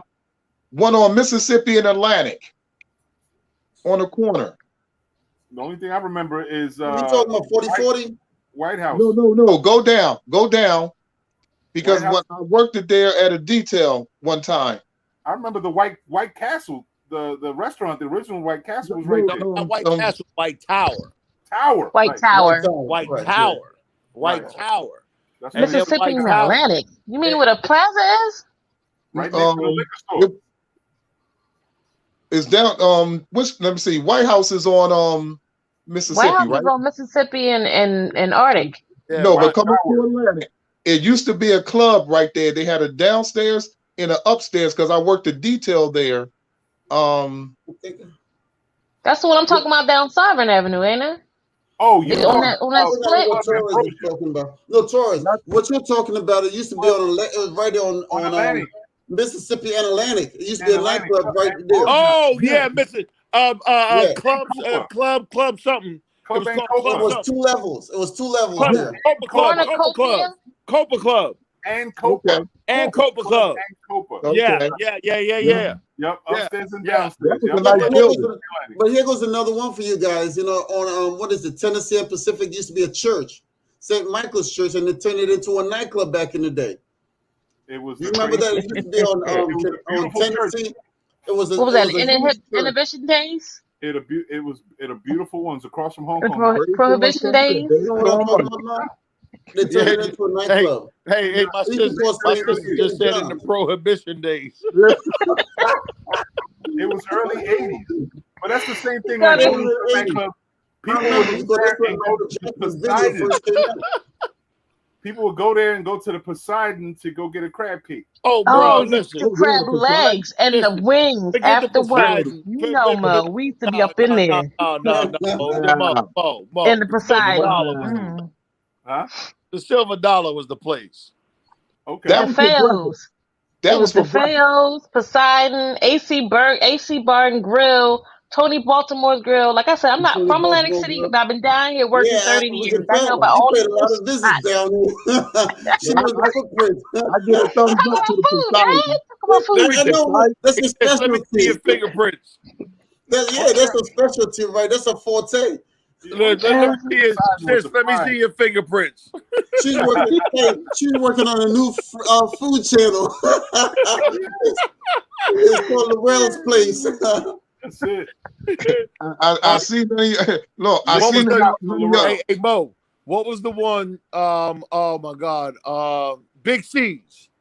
Yep, Big C's hi hat. Big C's. Hi-hat. Big C's. Yep. Big C's. Right there behind. Right there where the hard rock guitar is. Yep. Mm-hmm. Yep. That was Big C's corner right there. Yep. Hi-hat. Yep. On Absecon Boulevard? Huh? In Virginia? On Absecon in Virginia or down here on Pennsylvania? No, no. Absecon Boulevard and Virginia Avenue, where that hard rock guitar is that you see right now. Yeah. That was a place called Big C's. Yeah. But isn't there used to be a barber shop right there in that corner there also? Because I used to go get my hair cut back in the day there. I can't remember his name. Bro, and the world famous creamery right there. There was a creamery right there too. Correct. Yeah. Adrian, remember he had hair. You ain't had no hair, man. He went to barbershop. Then what was it? Donnie's Barbershop. Remember the ice cream? Donnie's, that's it right there. Donnie's Barbershop. That's yeah. the right next door. Yep. Yeah. You can get an ice cream cone for like a quarter back then. Yep. You get a quarter ice cream cone. Get vanilla. Here's a little known. You ready? West Side. You remember the little store? That's what it was called. The little store. Over the second bridge. Over the second bridge. Yeah, it's right down the street from my house. You remember that right there? Yeah. The only store that was there. Right. Exactly. Half a block from my house. Can I tell you a secret? Yeah, here's the secret. I've owned it for the last 3 years. The city won't release it. Get out of here, because I know the owner, the original owner. I used to go there. I own that whole entire waterfront, including both buildings and the water rights. The warehouse? Bruh, I own it all. But Mark, here goes something for you, because I live a half a block from there on Michigan Avenue. Michigan Avenue will run straight into that property. Yeah. If you look at it, I lived on the middle of Michigan Avenue, growing up in Venice Park. City hasn't back in the day. The city hasn't released it since the auction 3 years ago. But the thing about it, back in the day, they used to manufacture paint back there. Oh yeah. They used to manufacture paint, and not only that, a lot of the paint seeps into the soil. That when people purchased property back there was a cancer cluster in that entire area. Yep. Because my parents passed away from cancer, and all of the neighbors and everyone in that entire area passed away from cancer. Because of lead? Mo, that little section, section right in front of the store, that grass area. That little triangle. S.J. Houck bought that, and they're getting ready to build 2 houses on that land. On that little piece of thing there? They're getting ready to build 2 houses on that land. In front of the Grant property. Okay. And I still, like I said, 3 years later, I bought it at a steal at the auction. The property's worth like $4 million. With the waterfront, hell yeah. Yeah. Hey, I bought it for like 37 grand. Wow. That is a steal. Still ain't got the rights to it yet. And you ain't gonna get it. Oh no, yeah, because they want to be able to use that waterfront property. Sis, after this amount of time, legally binding, they have to pay me the current rate of market. Oh yeah, get me out of that deal. Mm-hmm. They can't even tax them for it. And Mo, I have not paid taxes on it for 3 years. Yep, cannot tax them. Until they turn ownership of that property over to me. The taxes are $11,000 a year on that property. It's a 2,000 square foot property frontage, including the water rights. It's worth $4 million plus. It's nice. It's a setup right there. Good price. Yeah, I heard they're trying to get some of those people from those back apartments out of there. That's based on what I've heard. No, not over there. Those apartments are going to stay. That's privately owned. That's privately owned. It's privately owned, and they are within the next 3 years, they have I want to say $110 million grant to be able to go ahead and revitalize that whole entire section. But Mo, you and I were talking before. There's also plans going over into a bridge to double the bridge capacity. Absolutely. So it's not just going to be one bridge going over into the lagoon section. That's what we call it. Right. That's what it is. The lagoon section of Venice Park, but it's going to be 2 sections going over into that area of Venice Park. So I'm just sitting back waiting. Right. And then a bridge. Right. A bridge over to Frog Island, which attaches to the expressway. Yep. Yeah. So, I mean, I'm just waiting because that whole entire area where Harris, Adrian, you used to work for Harris. That parking lot that y'all used to park at right there? Yeah. Right there before you hit the bridge? Yeah. Okay. That's all being developed too. Yes, it will. You talking about where Trump Marina and Harris and used to park out there? Yep. That's all being developed too. There's a lot of developing. There's a lot of land that's developable over in that area. There's a lot of land. Yeah. That whole entire area is being developed. A lot of people going to start buying it up. You're going to see a lot of people start buying it up. They can take as much time as they want. As long as I ain't got to pay taxes on it, I know I own it. Right. Exactly. That's one of the reasons why I think, what was the old fireman? My man, Grenice, he bought the Inlet Social Club up the street. Yep. Because he knew what was coming. One of the things about, development, he's got a nice piece of land on that side too. Oh, yes, he did. You know who bought up all of that land in Bungalow Park, bro? Who? Joey Jacobs. Yeah. In the back. Yep. To build one house. All of that land. To build one house. Yep. Joey Jacobs bought up all of that land, bro. In the Cove. Yes, he did. Yes, he did. The one house sitting higher than others, that's his house. Yep. But he bought 6 properties from me underneath of me. He just outbid me. That's all. But he bought 6 of those properties over there. So he's the largest landowner in Bungalow. In Atlantic City. Black. Gentlemen, I must bid you adieu. All right. I'm fading. Yeah. You ain't got to bid me nothing. I talk with you. This. There you go. Cheers. I don't drink mine, but cheers. Always a pleasure seeing your pretty face, no doubt. All right. You have a good Y'all night. have a good night. You too. Take care of yourself, okay? Yep. You too. All right. Later. Torres, back to you. Mo for mayor. Thank you. Yeah. Thank you. Torres, back to you. What's going on, brother? What's happening? Man, listen, we need to get you elected.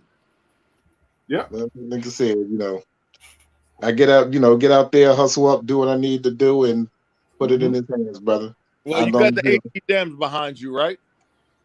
No, I'm independent, bro. You have to. AC Dems ain't the Dems no more.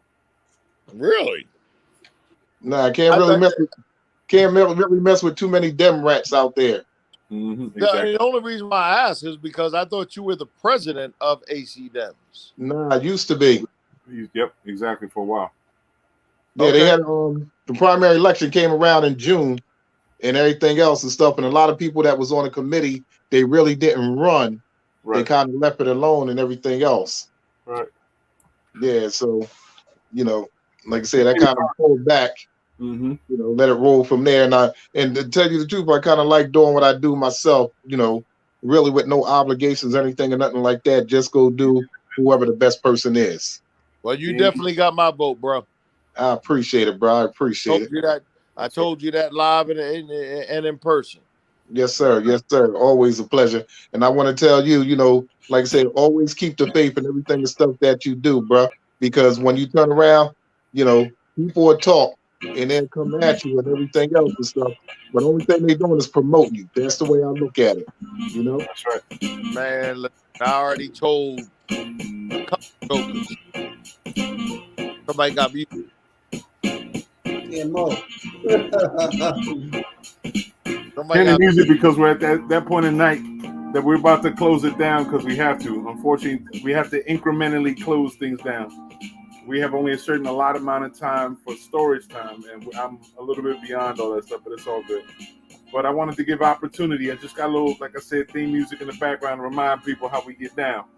But I didn't want to stop the conversation because it's good to see us communicate and converse about things that we care about, because that's what we do here on the new norm, you know. But as always, getting this opportunity to have all y'all here, love to give y'all a chance and opportunity to speak your mind, whatever it is that's important to you right now.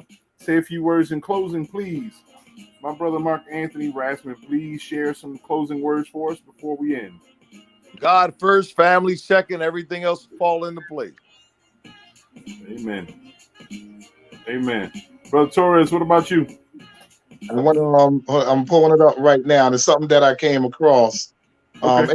Adrian, you know, if you want to go ahead, I'm trying to grab this. Hold on, this can already come up now. No, we gotta wait. It's a certain process. Adrian is a key element right before I close out. Okay. Okay. This is something in Psalms 82, verses 3 to 4, King James Version.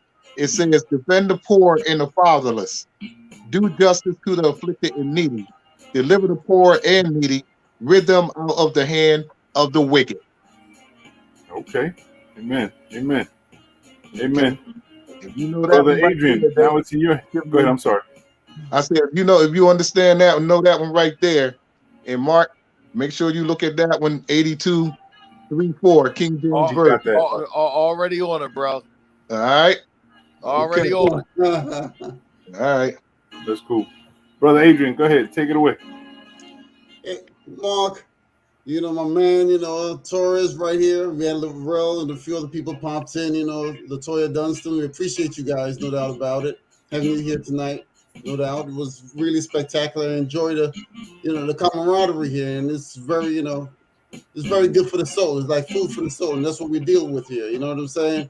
You know, Mark, we also keep your wife in prayers. There's no doubt about it. You know, swift, you know, healing. That's what it's all about, man. You know, we have to lift each other up, pray for each other, and keep it going, man. She has a lot of energy, and I know God will pull her through. There's no doubt about that also.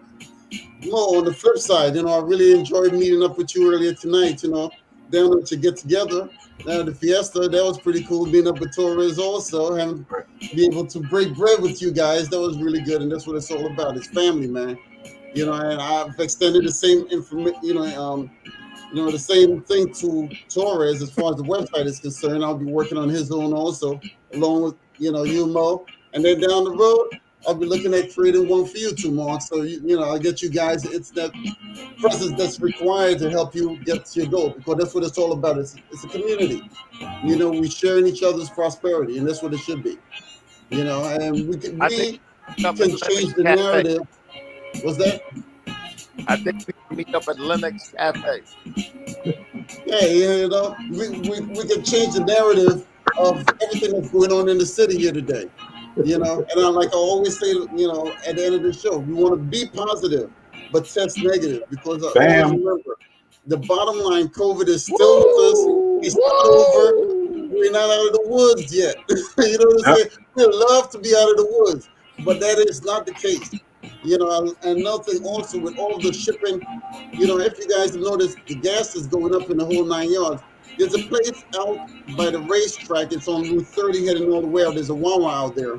There's a little gas station where you can get discount gas out there. I picked up gas for like $3.22 a gallon, which is pretty good, because Wawa is selling like $3.31, 35 cents. So if you take a little extra trip, you might be able to put $20 and really help you out, or whatever the case may be. You know, because that's what it's all about: saving and helping people manage through this situation, what we're going through now in life. You know, so blessings to everyone here and the ones who showed up here. So, in closing, as always, I'd like to say thank you for everybody who's watching, making sure that everyone stays informed. One of the things that we always try to do is ensure that any information that we have that can be helpful for you is what we intend to do. It was a pleasure of having so many people tune in today, whether it's in the chat room or live, and it's great to see all the people alive. We're all going through our own independent struggles, but if we're all coming together and sharing the burdens of these struggles, make it a lot easier, and that's what we intend to do. As my brother Adrian always says, make sure you stay positive, because ultimately that's going to solve a lot of issues in your life, especially when it comes to your health. You got to stay positive. Keep positivity around you. Keep positive people around you. Energy is a real thing.